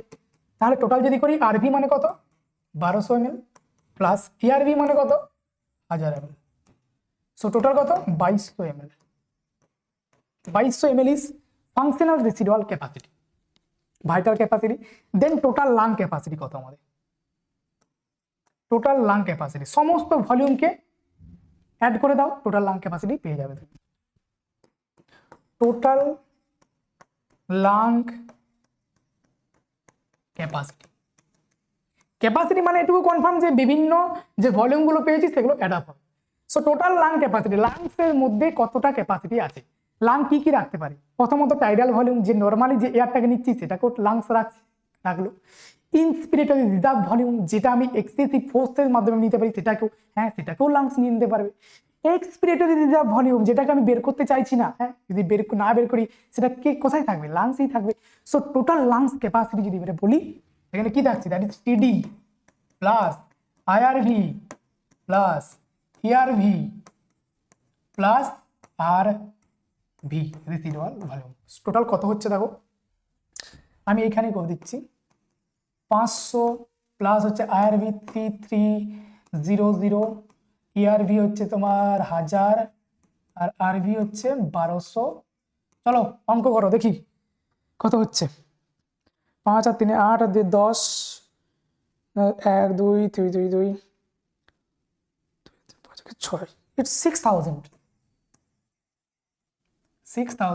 ml। তো টোটাল লাং ক্যাপাসিটি আমাদের কত, 6000 ml। এইবারে যদি আমরা আরেকটা জিনিস দেখি, এখানে কত পাচ্ছি দেখি, সেটা হচ্ছে আমাদের টাইডাল ভলিউম কত ছিল, টাইডাল ভলিউম ছিল 500 ml, তাই তো। টাইডাল ভলিউম টিডি ইন্টু যদি রেসপিরেশন রেট আর আর যদি আমি করি তাহলে কত আসছে দেখো না, টিডি 500 আর যদি মিনিমাম ধরি আমি, এটা কত 12 থেকে 20 আমি ধরলাম, সিম্পলভাবে যদি ধরি আমি 12 থেকে 20 বাইরে 2400 হয়, আমি ধরলাম 12 থেকে 20, আমি মিনিমালটা নিলাম দ্যাট ইজ 12, তো 12 5 60, 6000 ml। তাহলে তো এটা 6000 ml দুটোই তো মিলে যাচ্ছে। যখন তোমাকে বলবে টাইডাল ভলিউমের সাথে যদি মাল্টিপ্লাই করা হয় রেট, তখন কত ml হবে, 1000 ml হবে। আর এইটা কি, এটা হচ্ছে 12টা রেসপিরেশন, আমাদের 1 মিনিটের রেসপিরেশন, 12টা রেসপিরেশন নেওয়ার পর আমরা কতটা এয়ার পাচ্ছি, 6000 ml পাচ্ছি নর্মাল কন্ডিশন। নর্মালি যদি আমরা 1 মিনিট ধরে দেখি যে কতটা পরিমাণ এয়ার আমরা ভিতরে নিলাম বা বের করলাম, সেটা হচ্ছে 6000 ml 1 মিনিটে। যদিও 12টা খুবই মিনিমাম ধরলাম, কারণ এর থেকে বেশি রেসপিরেশন রেট থাকে, ঠিক আছে। তো এইটুকু। আর কি, টোটাল লাং ক্যাপাসিটি যদি আমি বলি যে টোটাল লাং ক্যাপাসিটি যেটা আমরা 1 মিনিটে নিচ্ছি, সেটা লাংস একবারে নিতে পারে, দ্যাট ইজ 6000 ml। সিমিলারিটি আছে। চলো এখান থেকে সবকিছু বুঝেই গেছো, আমি উত্তর কি দিয়েছি, দিইনি। চলো, a patient is scheduled for a pulmonary function test, খুব ভালো, পিএফটি করতে দেওয়া হয়েছে পেশেন্টকে। আচ্ছা, PFT pulmonary function test that is spirometry বা স্পাইরোমিটারের সাহায্যে যেটা দেখতে পাওয়া যায়, 3টে গোল গোল জিনিস থাকে যেখানে পুদিয়ে দেখতে হয় আমাদেরকে কত কি আমাদের ইমপ্রুভমেন্ট আছে, স্পাইরোমেট্রি বলি আমরা। The nurse explains that during the test the respiratory therapist will ask the patient to breathe normally to measure the, কি মেজার করবো আমরা, নর্মাল কন্ডিশন বলেছে, এখানে তো কোনো কিছু এক্সেসিভ ফোর্সফুলি কিছু বলেছে কি, তাহলে আমরা উত্তর তো এখান থেকেই পেয়ে গেছি, তোমরা সবকিছু এখন নিজেরাই বলো। এই নর্মাল কন্ডিশনে যে পরিমাণ নিচ্ছি আর যে পরিমাণ ছাড়ছি, ইনহেলেশন করছি এক্সহেলেশন করছি, নর্মাল কন্ডিশনের ক্ষেত্রে বা ইনভেস্টিং পার্সনের ক্ষেত্রে সেটা কি বলি আমরা, রেসিডুয়াল ভলিউম। রেসিডুয়াল ভলিউম কি না, যেটা সবসময় লাংসের মধ্যে থাকে সেটাকে বলি residual volume. Total lung capacity, capacity তো নর্মাল কন্ডিশনের সাথে সঙ্গে, কিন্তু ভলিউমের কোশ্চেন এসছে আমার, কিন্তু ক্যাপাসিটি কোশ্চেন জিজ্ঞেস করেনি। টোটাল লাং ক্যাপাসিটি কত, অনেক, 6000 ml। আচ্ছা, ভাইটাল ক্যাপাসিটি, ক্যাপাসিটি আবার ক্যাপাসিটি তো কোশ্চেন না, it's volume, that is called tidal volume. উত্তর কি, টাইডাল ভলিউম। ঠিক আছে, এখন অনেকগুলো কোশ্চেন আছে, পটপট করে উত্তরগুলো দিয়ে দাও, আমি আর কিচ্ছু বলবো না। চলো, while at rest how much air is pulled in during inhaling process, কি বলেছে, কি বলেছে এখানে, while at rest in resting person in normal condition কত পরিমাণ এয়ার আমি নেব, সেটাকে কি ভলিউম বলে, টাইডাল ভলিউম। টাইডাল ভলিউম কত, 500 ml। তো উত্তর 1500 না, 1000 তো না, 1500 না, it's a T, that is 500 ml। ঠিক আছে। আচ্ছা, next question, volume remaining in the lungs and Airways following a maximum expiratory effort is known as, আমি প্রচুর চেষ্টা করে এক্সপিরেশন করলাম, সমস্ত এয়ার বের করে দিয়েছি, বাট একটা এয়ার তো বের করতে পারিনি, সেই এয়ারটাকে কি বলে কোশ্চেন, সেটাই জিজ্ঞেস করছে। সো উত্তর দাও, সেটাকে কি ভাইটাল ক্যাপাসিটি, আবার ক্যাপাসিটি ভলিউম জিজ্ঞেস করছে এখানে, রেসিডুয়াল ভলিউম নাকি টাইডাল ক্যাপাসিটি নাকি টোটাল লাং ক্যাপাসিটি, ক্যাপাসিটি কি করে রেখে দিই, এটা রেসিডুয়াল ভলিউম। কারণ রেসিডুয়াল কথাটা কোথা থেকে এসেছে, রেসিডেন্ট মানে যে সারা জীবন থাকে বা অনেক দিন যেখানে যে কোনো একটা ব্যক্তি আছে তাকে বলে রেসিডেন্ট বা রেসিডেন্সিয়াল। সো রেসিডুয়াল সেই মানে হচ্ছে যেটা থাকছে পার্মানেন্টলি, যে এয়ারটা থাকছে তাকে বলছি আমরা কি, রেসিডুয়াল ভলিউম। ঠিক আছে, সেটা কত ml, 1200 ml। ঠিক আছে, চলো। The largest volume of air which can be expelled from the lungs during the maximal expiration, maximum এক্সপিরেশনের মাধ্যমে যখন আমি কোনো একটা এয়ারকে বের করে দিই, সেই এয়ারটা কি, আমাকে যদি ইন্সপিরেশন বলতো তাহলে আমরা এখানে বলতো ইন্সপিরেটরি রিজার্ভ ভলিউম, বাট এখানে কোশ্চেন ইন্সপিরেশনের না, রেসিডুয়াল তো সেটা থেকে যাবে, সেটা তো বেরোবে না। সো এটা টাইডাল ভলিউম সেটা তো নর্মাল কন্ডিশন, এখানে তো বলে দিয়েছে আমাকে কোনটা কোনটা জানো, which can be expelled lungs during the maximal. So এখানে ফোর্সফুল কন্ডিশন, এটা তো না। ম্যাক্সিমাম কন্ডিশনে আমি যখন কোনো কিছুকে ছেড়ে দিচ্ছি, that is call expiratory reserve volume. ঠিক আছে, নেক্সট আচ্ছা, এক্সপিরেটরি রিজার্ভ ভলিউম কত? এক্সপিরেটরি রিজার্ভ ভলিউম কত? 100 ml। ঠিক আছে, চলো কোশ্চেন উত্তর দিবে তোমরা আগে এটা। The maximum volume of air that can be expired after a maximal inspiratory effort is called. The maximum volume of air that can be expired after the maximal inspiratory effort। এইখানে capacity question চলে আসছে। কেন? কারণ কি বলেছে দেখো, এইখানে বলছে যে প্রথম আমি একটা ভলিউম নিলাম, ইন্সপিরেশন ম্যাক্সিমাম নিলাম, তারপরে আমি আবার ম্যাক্সিমাম এক্সপিরেশনের মাধ্যমে আমাকে সেটা বের করছিও। তার মানে এখানে কি কি আসছে, এখানে আইআরভি এলো প্লাস টিডি তো থাকছেই, কারণ টিডি ইজ নর্মাল কন্ডিশন। আমি ম্যাক্সিমাম করেছি মিনস আইআরভি অ্যাড হয়েছে, টিডি তোমার নর্মাল কন্ডিশন। তার সাথে আমাকে কি অ্যাড করতে বলেছে আবার, maximum volume of air that can be expired after maximum amount এক্সপায়ার্ডও করতে বলছে, that is called ERV.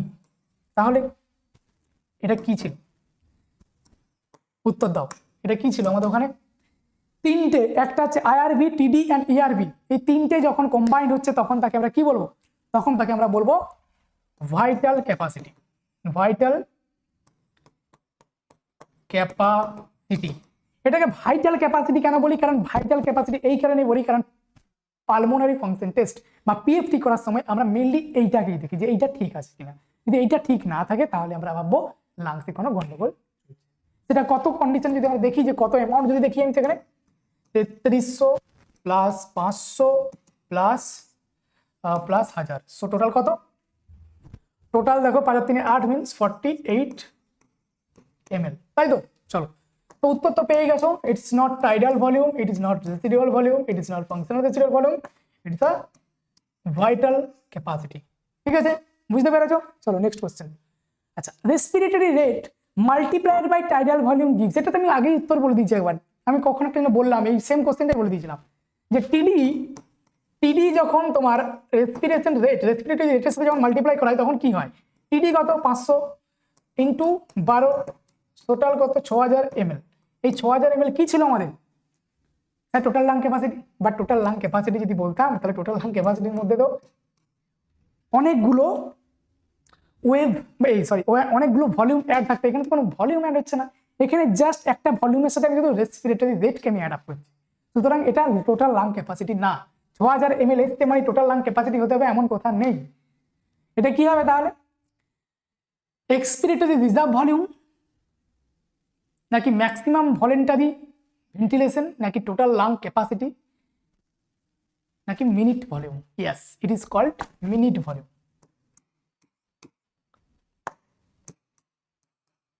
It is called minute volume. এবার যদি বলি মিনিট ভলিউম আরেকটা হয়, সেটা হচ্ছে তোমার অ্যালভিওলার ভলিউম। ঠিক আছে, সেটা অ্যালভিওলার ভলিউম মানে কত? মিনিট ভলিউম মানে কি?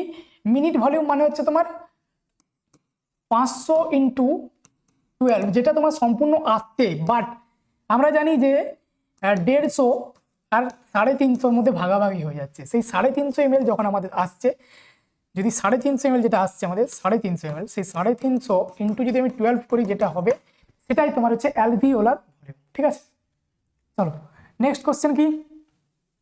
আচ্ছা, এটাই আমাদের আজকে শেষ কোশ্চেন। তারপরে আমরা সেকেন্ড পার্ট নিয়ে আসবো, সেটা হচ্ছে ডিজিজ কন্ডিশন নিয়ে। তো এটা কি কোশ্চেনটা কি বলছে? ক্যাপনোগ্রাফি ইজ আ মেজারমেন্ট অফ। ক্যাপনোগ্রাফি, ক্যাপনো মিন ক্যাপনো কার সাথে লিঙ্কড? ক্যাপনো কার সাথে লিঙ্কড আছে? ক্যাপনো কার সাথে লিঙ্ক না ক্যাপনো CO2 এর সাথে লিঙ্কড? ক্যাপনো কার সাথে লিঙ্ক আছে? ক্যাপনো CO2, that is carbon dioxide is linked. So capnography is the measurement of CO2 concentration, bicarbonate concentration, H plus ion concentration or anion gap. No, it's not anion gap, it's not H plus ion, it's not bicarbonate. Even কি আজকে আমাদের ভেবে নেওয়া উচিত ছিল যে এটা CO2 কনসেন্ট্রেশনই হওয়া উচিত, কেননা আজকে আমরা রেসপিরেটরি সিস্টেম পড়ছি। CO2 কনসেন্ট্রেশনের জন্য আমাদেরকে ক্যাপনোগ্রাফির মাধ্যমে আমাদেরকে কি দেখতে হবে না? CO2 concentration. ঠিক আছে, আচ্ছা চলো, এটা আমাদের শেষ কোশ্চেন। ভালোভাবে পড়ো, কারণ পরীক্ষা আর তো বেশি দেরি নেই, খুব কাছেই পরীক্ষা। তার আগে তোমরা এইভাবে যদি প্রত্যেকদিন ক্লাসগুলোকে অ্যাটেন্ড করো, ঠিকঠাকভাবে যদি কনসেপ্ট বুঝে যাও, তার সাথে যদি একটু পড়াশোনাও করো, কারণ দেখো আলটিমেটলি তুমি যদি ভাবো যে আমি এই 1 মাসে শুধু যেগুলো পাচ্ছি আমি সেগুলো থেকে করে নেবো সব, তো তুমি নিজের থেকে কি করলে, তোমাকে সেটাও জবাব দিতে হবে। পরীক্ষার পর তুমি যখন নিজেকে কোশ্চেন করবে যে তুমি এই এত বড় পরীক্ষাটার জন্য তোমার যেটাতে জীবন চেঞ্জ করে দিয়েছে, যেটাতে তুমি একটা পার্মানেন্ট গভর্নমেন্ট জব পেয়েছিলে, বা কেউ পাবে কেউ পাবে না, অনেকেই পাবে না, কারণ 50,000 ফর্ম ফিল আপ, তার মধ্যে 5,000, তার জন্য আমরা এত চেষ্টা করি যাতে সবাই মোটামুটি যারা প্রিপেয়ার্ড হয়ে আছে তারা যেন পেয়ে যায়। কারণ যারা প্রিপেয়ার্ড নেই তারা তো নিজের দোষে পাবে না, যারা প্রিপেয়ার্ড তারা যদি না পায় সেটা খুব কষ্টকর। বাট কেউ ট্রাই করছে না, সে শুধু ঘুরে বেড়াচ্ছে, সে শুধু বসে আছে, সে যদি ভাবে যে আমি একটা চাকরি পেয়ে যাবো পার্মানেন্ট, সে আমার তো সেটা খারাপই লাগবে। সে যদি চাকরি পায় তাতে আমার বেশি খারাপ লাগবে, কিন্তু একটা যে চেষ্টা করছে সে যদি না পায় সেটাতে আমার অবশ্যই খারাপ লাগবে। বাট আমার মনে হয় না যে যারা চেষ্টা করছে তারা ফেল হবে, কেননা নিজে দেখেওছি, অনেককে দেখেছি যে যারা চেষ্টা করে তারা ফেল আলটিমেটলি হয় না, তারাই আসল গেনার হয়, একদিন না একদিন ঠিক হয়েই যায়। যে কোনো উপায়, এটা ভগবান তো লিখেই রেখেছে, সবকিছু সময় মতো আমরা দেখতেই পাবো। তো চেষ্টা ছেড়ো না, আমি একটা জিনিসই বলবো, চেষ্টা যদি ছেড়ে দাও তাহলে আর তোমাদের হাতে খুব কম সময়, 1 মাস মাত্র চেষ্টা করতে হবে, জাস্ট 1 মান্থ, দেন তুমি আবার রেস্টিং পিরিয়ডে আবার যেতে পারো। ইন্টারভিউর বাদ গেলে আমি খুবই খুশি হব, কিন্তু আমি বলবো সম্পূর্ণ ফাইনাল প্যানেলিস্ট পাওয়ার পর তারপরই তোমরা রেস্টিং পিরিয়ডে যাবে, তার আগে প্রিপারেশন ছেড়ো না, কারণ কেউ কিচ্ছু জানি না কি হতে চলেছে, ঠিক আছে? কারণ কতদিন টাইম নেবে, তার আগে হয়তো দেখা গেলো তুমি একটা কোনো সেন্ট্রাল গভর্নমেন্টের এক্সাম পেয়ে যেতেই পারো। অনেক কিছু এক্সাম আসছে, রেলওয়ে আসছে, নরসেট হচ্ছে, এমস সিআরই হচ্ছে, অনেক কিছু হচ্ছে, জিপমার হচ্ছে, প্রচুর সেন্ট্রালের এক্সামও হয়। তাই আমি বলবো, যেহেতু ভগবান কোনো দিক দিয়ে টেনে টেনে তোমাদেরকে প্রিপারেশনের জায়গায় এনেছে, সেহেতু আমি বলবো প্রিপারেশনটা কাজ ছেড়ো না, আনটিল ফাইনাল মেরিট লিস্ট প্রকাশ যতদিন না পাচ্ছে। ঠিক আছে, চলো, থ্যাংক ইউ, নেক্সট ক্লাসে দেখা হবে।